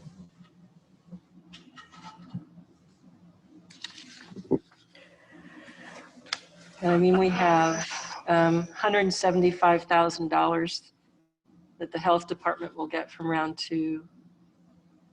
We have $710,000 air handlers for the city of Florence. We have a racial equity plan that we want to commit to, but probably is not realistic to do it within the CARES Act. Well, I think we can get to 871. That actually, I think is I guess, my concern, yeah. I mean, we may have different ways we want to do that, but I think we, and it may be that we're underfunding retail and overfunding restaurants. And I'm aware that we don't want to do that. So I'm happy to have that conversation. I'm glad to think that you're thinking we can be more generous as well. Do we want to start going? I mean, I guess the question is, are the commissioners somewhat comfortable with this list of what funds? And is it time to go back to, oh, sorry, thanks, Robin. So I guess, are commissioners comfortable with what I will, to Commissioner Thelman's proposal for RSF1 in these amounts. And I will type here as you look at it again.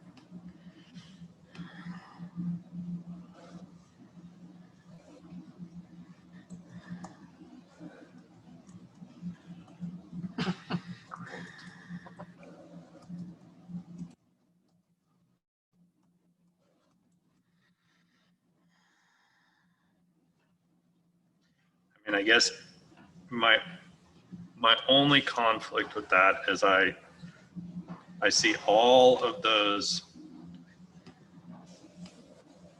Maybe we just have to honor the work that the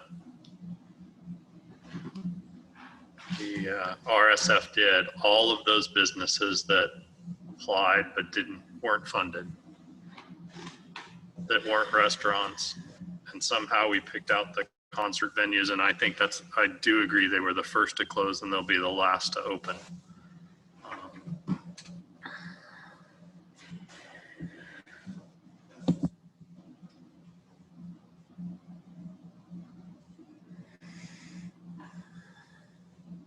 If I remember the RSF1 original sectors that they set out.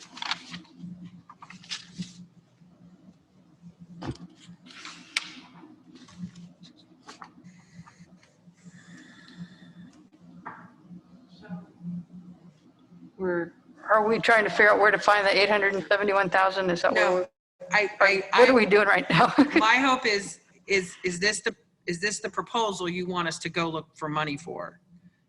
Or do you have concerns with anything on this list or any dollar amount on this list? And then I think, or do you want to put qualifiers on it in terms of, and I don't know, is that PPE plus business stimulus? Is it for LRA? Is it all the hotels listed in the plan, or do you want to limit that? Or do you, I guess I would like us to have some commission consensus around this list before we go find money. I'm just struggling with DLI's program is to implement small business grant program for its members. So that means anybody who's not in DLI is not considered. So that's only supporting businesses in downtown Lawrence and only for those who are members of downtown Lawrence. And we could go back to them and ask them if they would expand to all retail in Douglas County with an emphasis on small local businesses, if that's what you want, but just not necessarily in downtown Lawrence, and just ask them to be a convener of a conversation is one way to address that. To approach that. I guess that's where I was going with my other proposal was trying to broaden our scope because, quite honestly, this is really focusing on downtown Lawrence. Agreed. Well, I think the LRA folks understand that it can't just be their membership and it can't just be Lawrence. I think the stimulus, especially the idea was to reach out beyond Lawrence. And I think they're amenable to. Yeah, and that was in their proposal, so I agree. But I absolutely get the discomfort with not having more there for retail and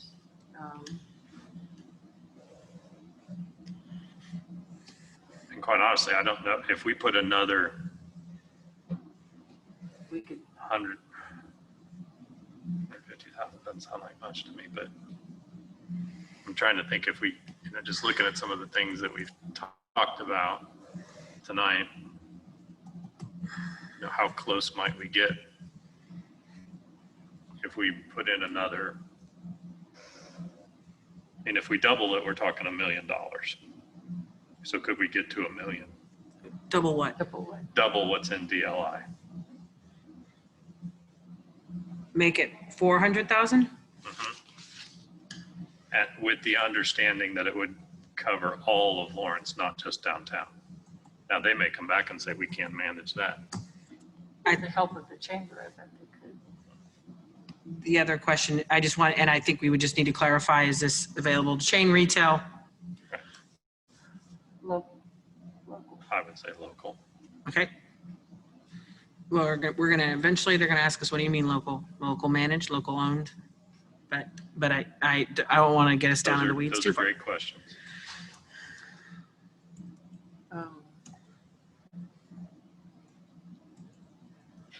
In all of this, remembering too that every individual business is encouraged to apply to the round 2 funding.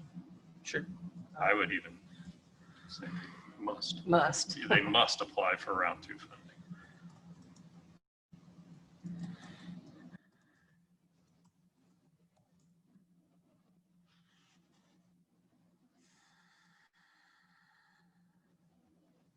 So now, I mean, do we have consensus on that there? No? Okay. I guess I'm sitting here wondering why we had people submit proposals, because now we're opening this up to anyone and everyone. And we're still not dealing with what's right in front of us. So we basically created another project, and we got to figure out where to steal $1 million from people who did submit proposals. So I guess I'm just getting a little frustrated with the fact that these people all went through all this effort, and these groups went through all this effort, and we keep finding ways to try to give money to people who didn't submit a proposal. Well, I would say that they all submitted proposals. They may look different than, I mean, Mammoth's is largely the same. It would just not be funded at that amount. Watkins Well, I'm is the talking same. about let's just take DLI. We're Okay. talking about opening up $400,000 to anybody, any small business in the county. No, I don't think I said that. Well, that's what it, What what it says. It says funds must be available countywide, emphasis on local owned. It can't just be, So here's one thing I would say. I mean, maybe this is better. We had, I mean, so here's the businesses I'm thinking about that apply. Up and Away Indoor Play, Sun Creations, Good Energy Solutions. I mean, these are people who apply, they put in applications and they got turned down. I'm just trying to think about, I mean, Sunflower Outdoor and Bike Shop. And yeah. Royal Crest Lanes. I mean, those are people who submitted applications, but because they're not restaurants and because they're not part of downtown Lawrence, they don't have any way of accessing these dollars. I guess that's who I'm advocating for. And I do feel like they did submit applications. you're talking about this being available to everybody who submitted proposals. Oh, yeah. I could, And others. that'd be fine. Yeah. I originally, before my original idea, I went through all of those applications. Honestly, I did not agree with how so many of the businesses were shut out because they didn't fill out the racial equity form, or they didn't, some of them were way too expansive on kind of building out their buildings rather than focusing on PPE, but they had tremendous PPE expenses. So I tried to sort out all of them, what were their PPE expenses, what were their, Free State and Wheatfields and merchants and kind of some of those cores, but also other restaurants outside of the downtown area easily had, it seems like, kind of between $10,000 and $20,000 right off the bat of PPE expenses. And so I used that as a baseline and went through all of the applications and, tried to use $20,000 max. And that was, by the end of that was around $250,000 or more. But then, so many businesses didn't apply. They didn't put in individual applications because the guidance, it seemed as though the money would primarily be coming from LRA as a group application. And so some folks felt discouraged from submitting their individual business application because they were kind of in support of the group application, that would put the group in better standing because it would be adequately funded. So I think it's a process that's messy. It's we haven't created something like this before. People have done the best they can. I guess my concern is to have a little extra measure of grace for the businesses who were left out entirely or who were left out for lack of filling out their racial equity form. I think those businesses that really excel in that should be rewarded, but others should not be entirely excluded when it's coming, when the process itself is so imperfect. So.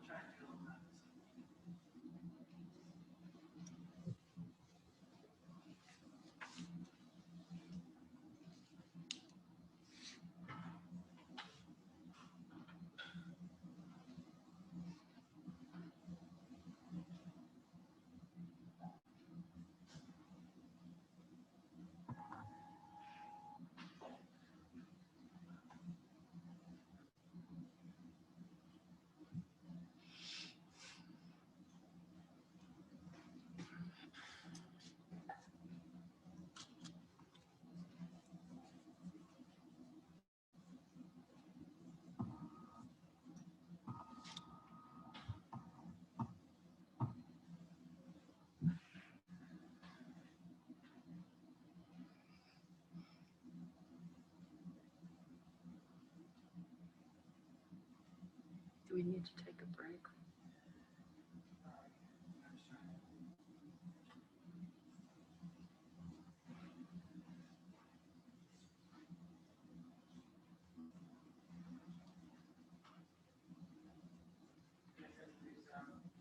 Did you have some further questions on this?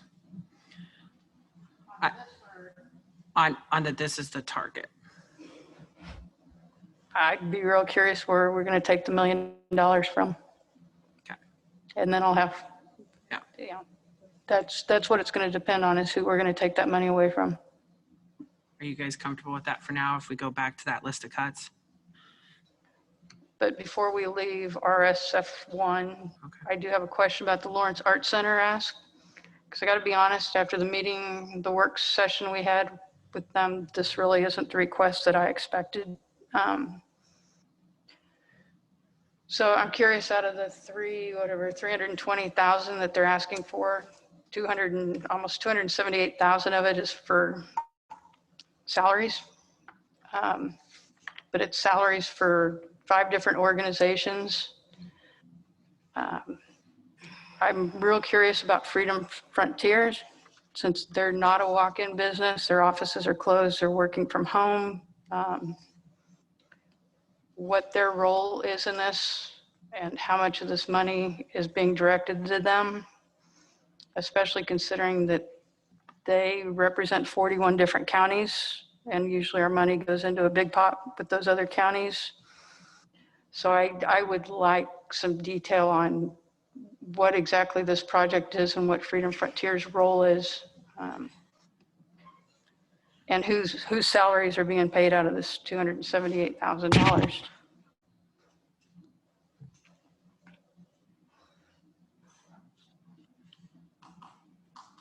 We can certainly try to find that out for you and bring it back Friday. Because that's kind of what it seems more like, is salaries than, I mean, that seems to be the biggest expense out of this project. So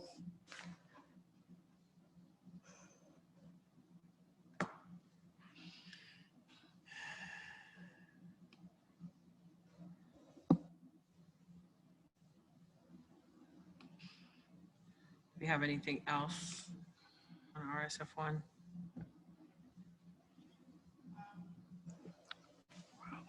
I guess if I want to, I think I'll wait until Friday when I'm a little more fresh on my other RSF1.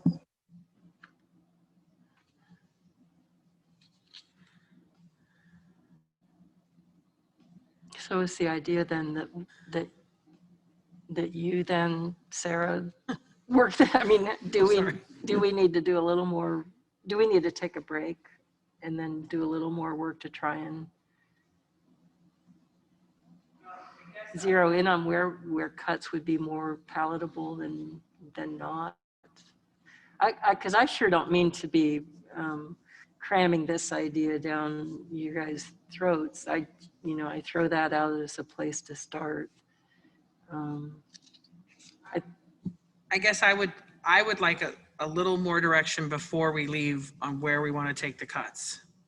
I know it doesn't have to be 100%, but you talked around several areas, but we didn't get precise.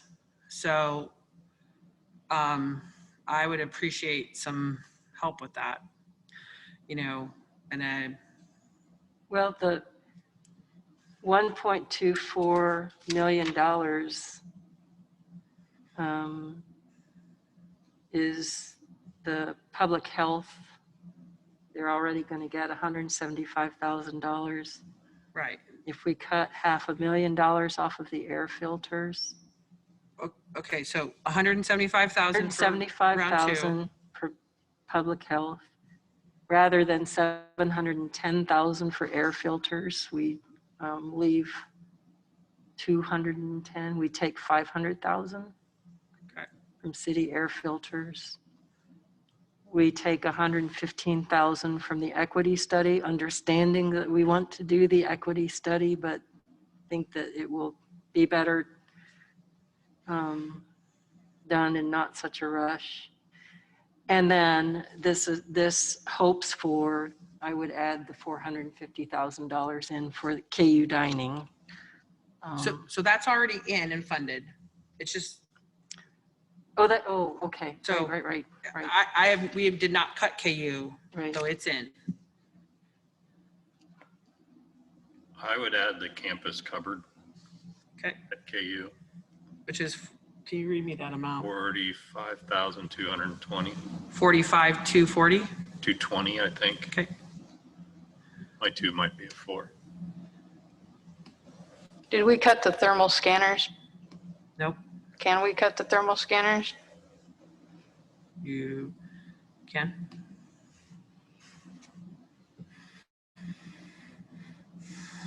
How much is that?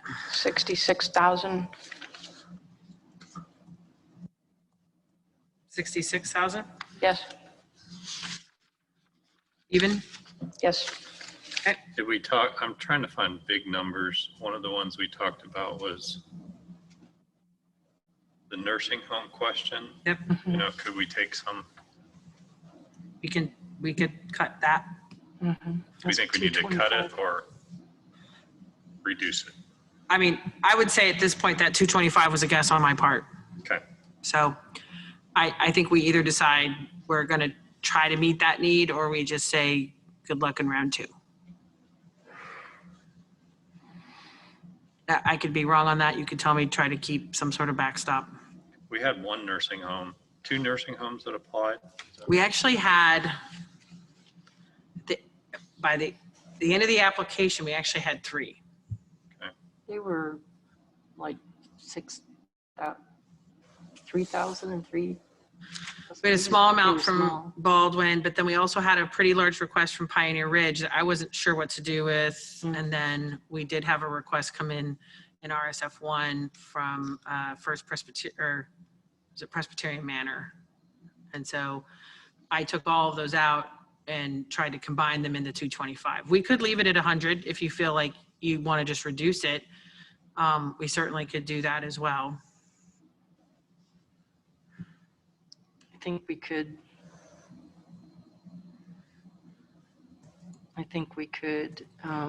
take the business plan, the business assistance. Either cut it or make it smaller from Eudora. If we're The business assistance in, Eudora. okay. Where do you want to go with that? stressing that anything we fund in this work is meant for outside of, How, well, where do you want to go with that? What are we doing with the Eudora business? Yeah, Cutting- actually, before we do cutting that, it, can we or- finish the city of Lawrence? I'm sorry. Okay. Yeah, so what I have is that we've reduced the air cleaning project by 500,000. I had heard earlier some concerns about the emergency notification project, so I already cut it. We cut the equity work. We cut the thermal scanners. Do you want to, the only other item that I had in there was the grants manager conversation. I would like to cut it, but Okay. I'll just say I'm a little nervous cutting the air cleaning by that much, but let's see where we're at. I mean, Okay. let's see where we get. It's just it's big, and I, That was just me throwing how to start it. yeah, so. and the thermal scanners I can see. I just want to think about that. Just those things are making me a little uncomfortable, but we'll see where we get. So I'm gonna take a little bit of a risk here and show you a screen. Why not?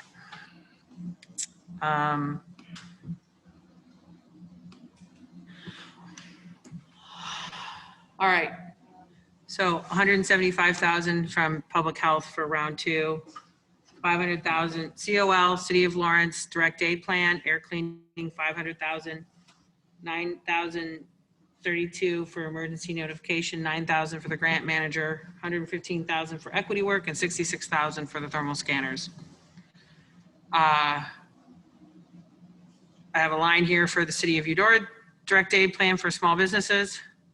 I went ahead, we had talked about school supplies, so I'm reading tea leaves here, so tell me if you don't like it on here. The campus covered from KU. There were some questions about some of the small items from Heartland, certainly could take that out. And then I have the 225 for city, this should be not City of Lawrence, it should be DG Co. DAP. And that would be the whole amount. So if we don't want to do the whole amount, we can change it. And then, so, and I actually really want to talk about this number, and this one makes me really uncomfortable, but I want to tell you. So from what I understand in round 2, tentatively what this community mental health centers have discussed about using their round 2 funding is allocated on a similar like per pupil basis.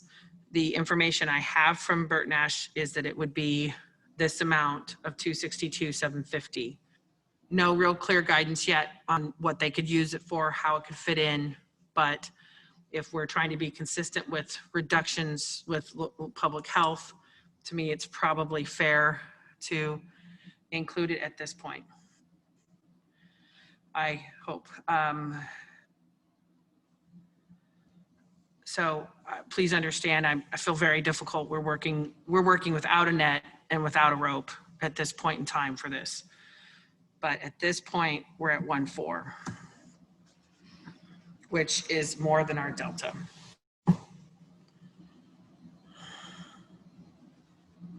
So at this point of this list, are there some things you would like to reduce down to get back to that delta amount so that perhaps before we end today and I get a whole bunch of phone calls between now and tomorrow morning of things that people aren't happy about? I'd actually like just to visit one to make sure we've thought about some of these, because just from some of our conversations, we talked about the Eudora garden, right? Wasn't that one we talked about? That was another one that we talked about reducing. And maybe just reducing it. Oh. What are you thinking in terms of reduction? And we never came back with a number on the Eudora small business. You know, I was kind of looking at the Eudora Giving Garden as a startup, kind of like the On Guard or. Yeah, ISOGuard. So I don't know if we need to pay for everything, their forklift and all of that to get their business started. I think we should probably treat it the same way we treated that. Do you remember, was that in municipalities? Nah, it was an RSF1. RSF1? Mhm. I just could look at, because I have a number here, but I don't want to say it It out was loud unless I. 174 to Yeah, begin with, I wondered if we could, and then it got down to 80. I reduced the salary expenses and just kept the commodities. We're already at that for Giving Garden. We could treat them both as But we could, seed money and then ask them to go to Yep. round 2. and Do the you- 80,000 was to tell them to go to round 2 and get that money in round 2, right? Yep. So if you want to do the same thing with Giving Garden, we're at 61,000 on it now. You want to That's do down 30? from 120. I mean, you could give both of them 30 seed money and then ask them to go to round 2. Yeah, you got to talk in the mic there. Oh, I'm sorry. Sorry. Yeah, Sorry. no Whispering. If we wanted to look at both Eudora Giving Garden, there's local food system money, $9 million worth in round 2. It might help if they had some seed money to start. Maybe 30,000, and the same for the ISOGuard. They say they'll continue with that project regardless of local funding, but it seems like they would be a very promising application for round 2. So maybe the same deal where we would give them seed money, maybe at that 30,000 mark. So if we did that, they'd be at 50, right? So we would have 50.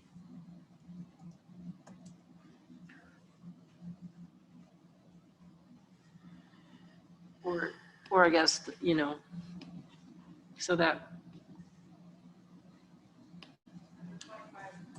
25,000 for the Eudora Fire Department laptops. Do you want to put that in there? If we're over our delta, I'm not sure I'm okay with O'Connell. Okay.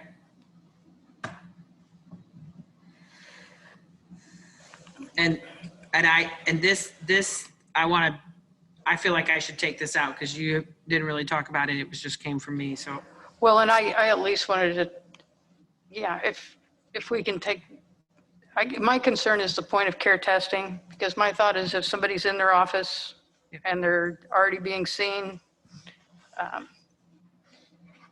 instead of taking somebody who's sick and saying, go across the street, they'll test you over there, because Heartland, I mean, they've been doing this anyway.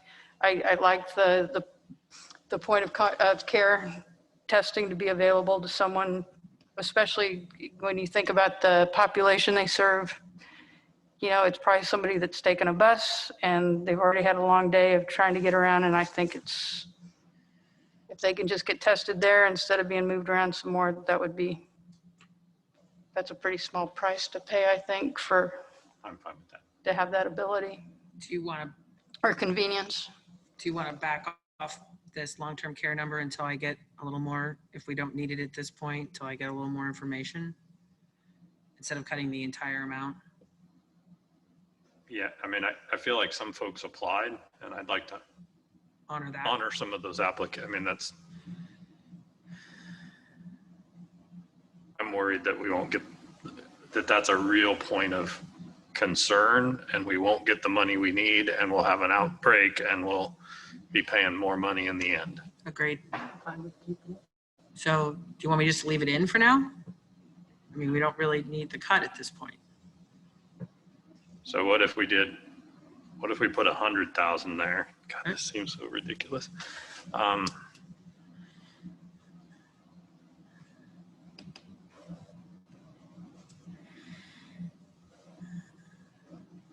I mean, so reduce it by 100,000.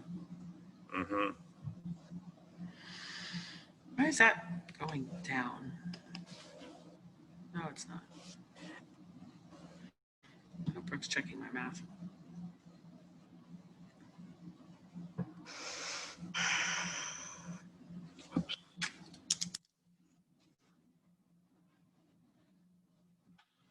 You like to?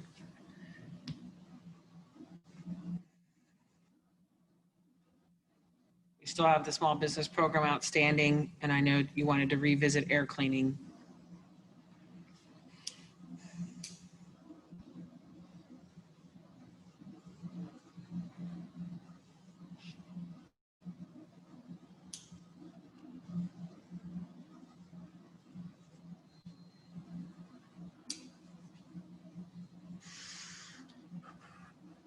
What's our difference between our delta and our?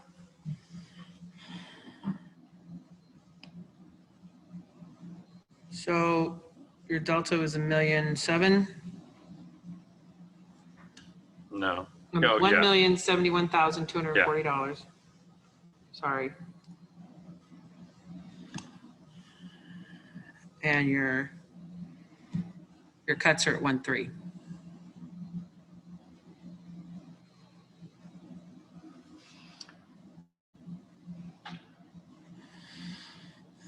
What if we did half of the air cleaning? I mean, saying, maybe if they could do half their buildings instead of all of their buildings and identify those that are most important. I think it was 710, correct? Is that the total amount of that air cleaning Yeah, request? it was 710.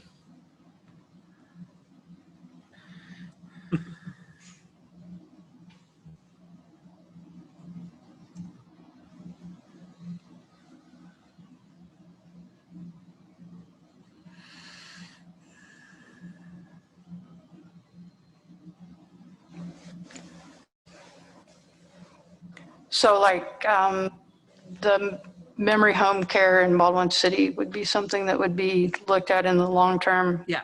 So their Yeah. PPE expenses. Which at this point is, we still have 125,000 available for it. And ideally what I'm gonna really want there, it's sitting under our direct aid plan, I'm gonna really want a partner to help us run and manage that. And I know public health's got a lot going on, but maybe they'd be willing to help us. Or senior resource center, somebody like that might be willing to help us manage that program. Okay. Yeah, I'm just looking at their 6,100 for, right. I mean, very straightforward PPE. And so I just, And Pioneer Ridge asked for about 90,000 and can you find the old RSF1 file from way back for Presbyterian Manor? It'd probably be under there somewhere. Or Brooke might be able to get it pretty quickly. so as long as you mentioned that, can we visit? There were two, I'm sure we're almost to a point where you want to see us Friday morning. Yes. Okay. As long as we're on a roll here. There were Presbyterian Manor and the crisis pet retention were both in RSF1 and were, in Diane's memo, were suggested that they were in the wrong, or should have been in another one. So they did not recommend them. Which one? The pet crisis The Humane pet Society. retention and Presbyterian Manor. And I felt like since we were coming up with the direct aid request for long-term care facilities, we had Presbyterian Manor covered, hopefully in some way. In terms of the Humane Society, it's real hard to figure out where to put that one. Honestly, I guess I was kind of hoping the city of Lawrence would have included it in their direct aid plan, just because it doesn't fit well under housing and human services, and it doesn't fit well under health and medical, and it doesn't fit well under economic support. But they did, at that, like we've said, that doesn't matter at this point. If that's a request that as a group you feel is important to fund, we certainly can talk about it. Well, I would like to talk about it because I don't know how much everybody knows about it. We've got some of our most vulnerable community members who've lost their home, and in addition to that, end up having to surrender their pets. Some of them are on wait lists to get into housing that they may be in 30 or 60 days. And so what the Humane Society is trying to do is have funding to board these pets so that these families don't lose them. People who are in the shelter, even temporarily, they can't take their dogs with them, so they're having to surrender them. Depending on the condition of the dog, they're either adopted immediately or they're euthanized. If they're older, they have conditions that require that. There's a case right now with a lady who, her dog is her family and her support. She's at the shelter. The dog's at the Humane Society, and they know they've got her on a wait list. She's soon going to be in a place, but she's kind of indicated that if she can't get her dog back, if her dog's not there when she gets to her apartment, that she can't live without it, and has made discussions of suicide, and because that's her family. And when we look at equity in the people who are most affected, for them to also lose that, when they're in what hopefully is only a short-term temporary situation. The Humane Society also said that their stray intake in the county is up over 30%. They normally have about 40, average about 40 a month. And I think last month it was around 160. They don't know, some dogs are just being dumped out there.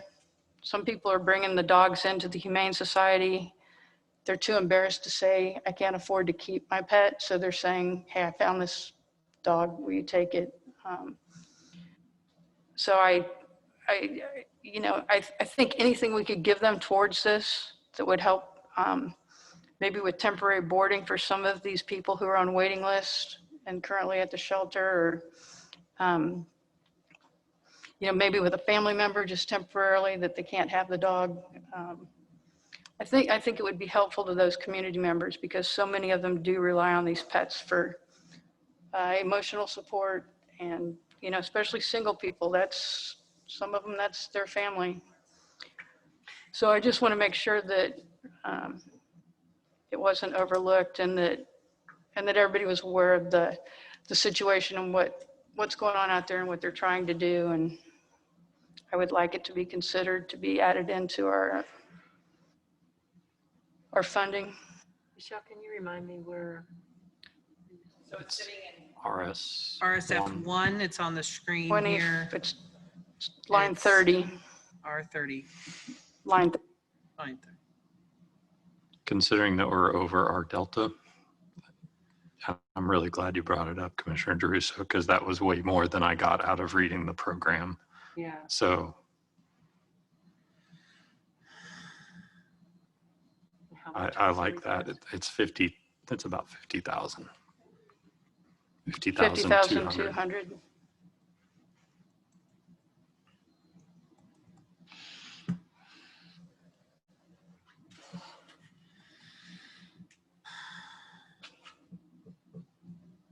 So commissioners, I added it to the Humane Society into what I'm going to now take the Thelman label off of. This appears to be a commission proposal at this point.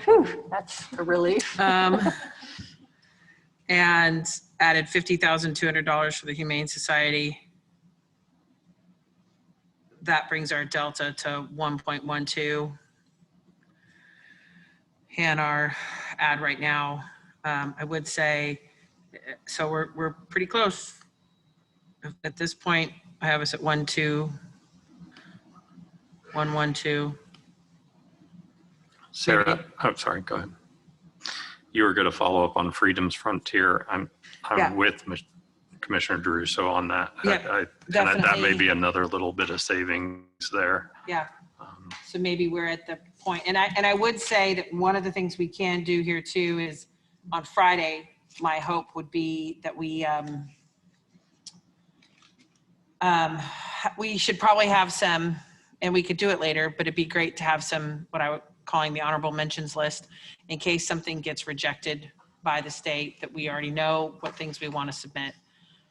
So I think we're somewhat, if commissioners are comfortable with all the work we have to follow up on where we're at in terms of the proposal to add. We got a lot of phone calls to make there to make sure that can all come together. And then this list of cuts, I would anticipate you're gonna, this is quick, folks. So all the work we took getting here, and folks had a week to bend your ear in terms of these cuts. You will get that in like 24 hours. So I would anticipate that. But we can bring it back to you clean, try to get it clean by end of business tomorrow so we can have this conversation on Friday. And try to get close to following up the answers and where we're at, and if we want to add back into something so that we get even, or see what kind of feedback you get. I would say that we did not reduce the Eudora small business program at this point, and Oh, we didn't? no. So just FYI. And we'll find out more there. There is online, we do have another request for public comment. We'll get to that. But because we still have public comment, we're still in our meeting. So I feel like I have what I need now to bring you back something clean and to follow up on. And I think we're close. Let's make sure we're all. That's awesome. Thank you, Sarah. But I also know that we only got one more day. So let's make sure, and you've got a lot of questions to answer, and we don't want to surprise anybody on Friday by moving some other things around at the last minute. So is there anything that any commissioner wants to? Well, I mean, I'm certainly, I think, I think I would be willing to say we can either, that we can take down the level of funding for the Eudora's small business special program, because we are trying to create a very substantial, program to help businesses, and there's round 2 funding. So, I mean, Where would you put that? I mean, if we're over our delta, how much would it be, and where would you put the money? well, I mean, if I could make a case for something, I might say putting it we put 200,000 for businesses in Lawrence. That's a total for retail in Lawrence of 400,000. What was the Eudora one? 169, I believe, is where we're sitting right now. So, I mean, maybe I just took 200 out of the air. Maybe we move a little from Eudora over to Lawrence so that we have 50,000. Yeah. I mean, I'm just. So the way I'm going to represent that right now is a $50,000 cut here. And then I'm going to change this amount. Sarah, if you're sharing your screen, we can't see it. Oh, wrong screen.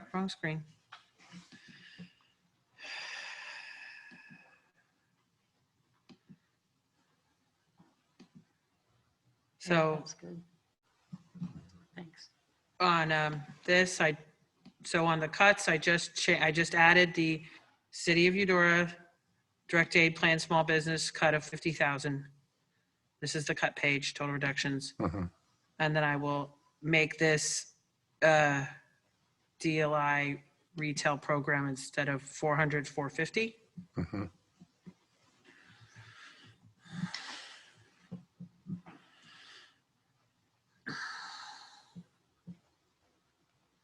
And are you on the 450 with the KU dining program? I think we'd have to be prepared for what do we want to do if they say no? And do we still want that $450,000? That's a substantial part of the LRA stimulus program. So if it's a cold no from KU, then is that a no to KU from us? I think that's a conversation you could have Friday. Yeah. Okay. I just want to put that out there. I mean, to me, unless if your hope is that that's, if you're not interested in funding it at that point, then that's the commission decision. I wouldn't necessarily be looking to, we would then have $450,000 we could put someplace else. Or we could restore a cut that we took to the county's DAP or other or other requests that were made out there. And you may get some pushback from, you know, I am a little nervous about this Burt Nash one, just in case they change. That is not in stone. And so that one makes me particularly nervous. But we will have to probably make a decision on it before we know for certain. So that's the part that's hard here.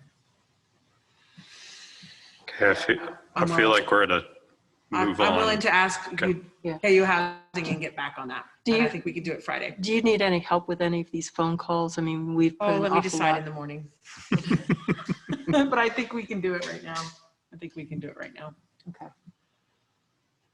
So I do want to say before we leave it, I hope as a community we recognize all the good things that this money is doing. It's really easy to start saying there's winners and losers, and there is no way we can make everybody whole and erase all the issues that have become of this global pandemic. And I think these are really tough decisions, as I think everybody understands, but we've got to focus on how, not about what we didn't get, but about the great things that we're going to be doing. There's significant amounts of money to help our housing situation. And I think, and I don't want to we could look at a bunch of them, but I just am pretty excited about a lot of the things we're doing.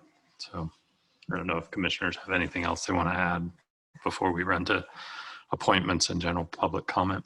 No, I just want to say that I'm happy with with the decisions we made tonight, because I think that we found a way to meet the needs of even more businesses and organizations and community members in the way that we've now set up some of this funding. So, and last thought I just think we need to recognize again how much work this has been for our admin and folks who aren't in the room, but just incredible amount of work in an already difficult and stressful time, and maybe some disappointment on your part to see, you know, the kind of commissioner side of this getting in and maybe switching things up a little bit. And you know, I think we're all trying to do the best we can, but thank you so much for your steadfast, hard work and your wisdom in this. I think we're close to a pretty amazing plan that hopefully will do an awful lot of good. Thank you, commissioners. I feel it's important to state at this point that we still do have time Friday to talk about this. I'm at this point in time just more concerned about our community that's listening and paying attention to this conversation, and just that, you know, I want to say again, working at this speed with this little time for thoughtful, deliberative work is not what Douglas County prefers. It's not what we want to do. We have stretched ourselves very hard here, and I don't want anyone to, we made a lot of cuts and conversations very quickly.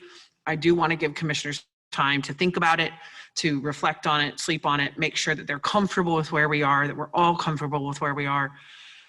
Because, you know, I don't want anyone to think we're being flip with this work. I think we all take this incredibly seriously, and that's why we're here at 9 o'clock, and hopefully we're on Friday, we're comfortable with where we are. But certainly if we have time now, if there's some sort of massive problem, that we can address it.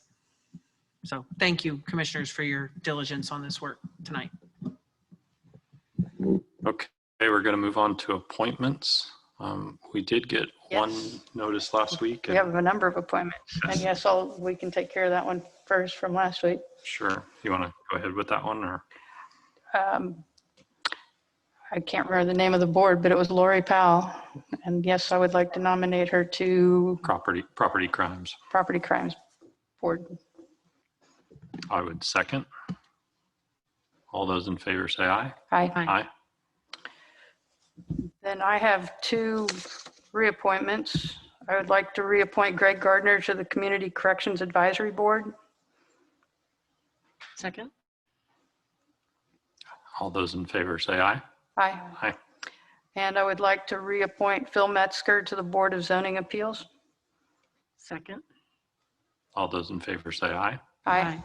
Aye. And then I think we discussed we can ask Robin to remove that District 4. Or should we follow up with Dennis Snodgrass or somebody first to make sure the board can make it through the end of the year?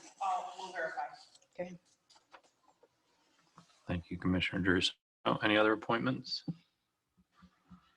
Okay, it's time for general public comment. General public comment is at the end of each meeting with a limit on 1 comment per person. The commission reserves the right to place a time limit of 3 minutes per speaker if desired. Individuals may not give unused time to other speakers. As a general practice, the commission will not discuss or debate, nor will the commission make decisions on items presented during this time. Rather, they will refer the items to staff or follow up if necessary.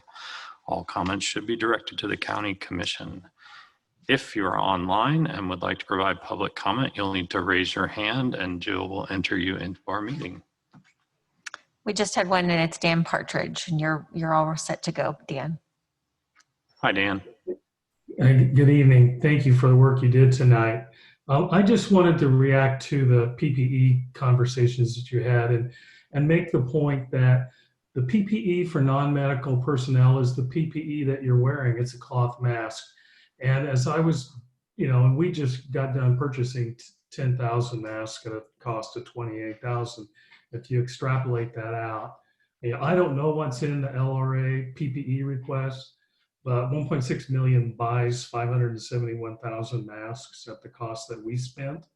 And so I just point that out as a place that you might look at a little more. So thank you for your time. Thanks, Dan. Melinda?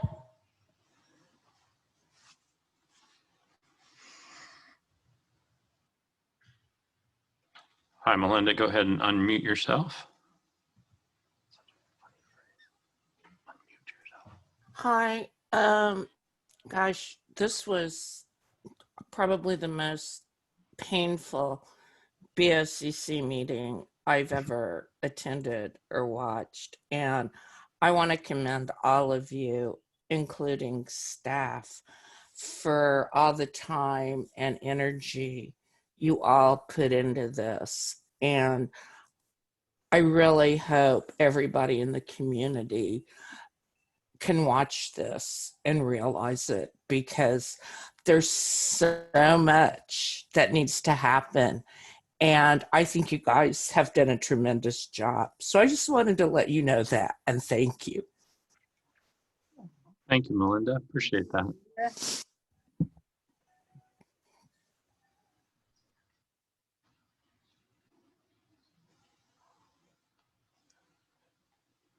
Any other public comment, Jill? Rick, would you? Oh.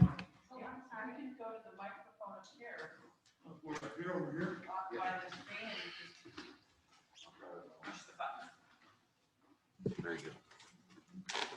Thank you. My name is Rick Renfro. Unbelievable. What a drama tonight. You guys are awesome. You never argued with each other. You talked civilly. I think more people know the work that you guys do and more people appreciate it. And I know you're ready to go home, so that's the end of my comments. Thank you very much. It's been awesome. Very good. Well, Rick, thank you for spending the Yeah. evening with us. Oh my gosh. That's dedication. She was thanking you for spending your time with us. Any other public comment, Jill? No. Okay, we'll close the public comment and come up to Commissioner or Administrator Miscellaneous. And usually we start with Sarah. Thank you, commissioners. Just a few quick items. Just want to remind everyone that we'll have a special commission meeting starting at 8 a.m. on Friday morning to continue this work. My assumption is you want to be in here and do the similar format to continue that. So, and many thanks to Jim Lawson. Maybe we can, once we get you started, you can go back to your regular job once we get this moving.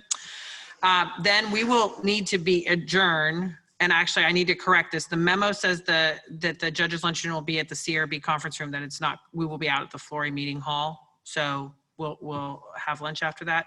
And then you should be getting an email from the county clerk about the primary election canvas. I did include in my memo again, and I said I would, this consultants interview team for the Economic Development Strategic Plan for the City of Lawrence is in town and is hoping to get some feedback from commissioners. So I know one of those would be like this Friday afternoon, so it might be too soon. I could try to see if they have more time available if you want me to for a little bit farther out, if you're interested. So just. Aren't we all already scheduled? Yeah, I think we're all scheduled. Oh, did you guys? Oh, well then awesome. Great. So you don't need me. Okay. And then the last thing is just that we did get a request from Jeff Burkhead about the Pioneer Award and that they would like to give us our prize. So I guess that would lead me to this conversation of, since this little experiment has gone relatively well today, do you want to plan to meet in this fashion next Wednesday? Or how would you like to handle the next Wednesday commission meeting? Can we? That's the, I'm sorry. It is the ham quarry. I think we need to be in public. Like this? And encourage people to do Zoom? Okay, just checking. Okay. So I should let you guys. No, I think that's fine. I was going to suggest we talk about it Friday, but but yeah, I can make a decision now. we can talk, we can confirm Friday, but I guess it'd be easy enough to go back to Bert Nash and say, come to a commission meeting and during that time frame if we're going to be on site. That's all I have, commissioners. Thank you. Any miscellaneous items, commissioners? This has been fun. I'm looking forward to Friday morning. Will there be food? I do have to say, it is great to have you back in this building. And I know I do feel like masks are somewhat of our new normal, and the IT challenges of trying to manage Zoom and also, but it's really great to have you back in this building. I'm very happy. It's great to be back here. Yeah. Great to be back. Good to see you guys. Okay, there's nothing else. We are adjourned.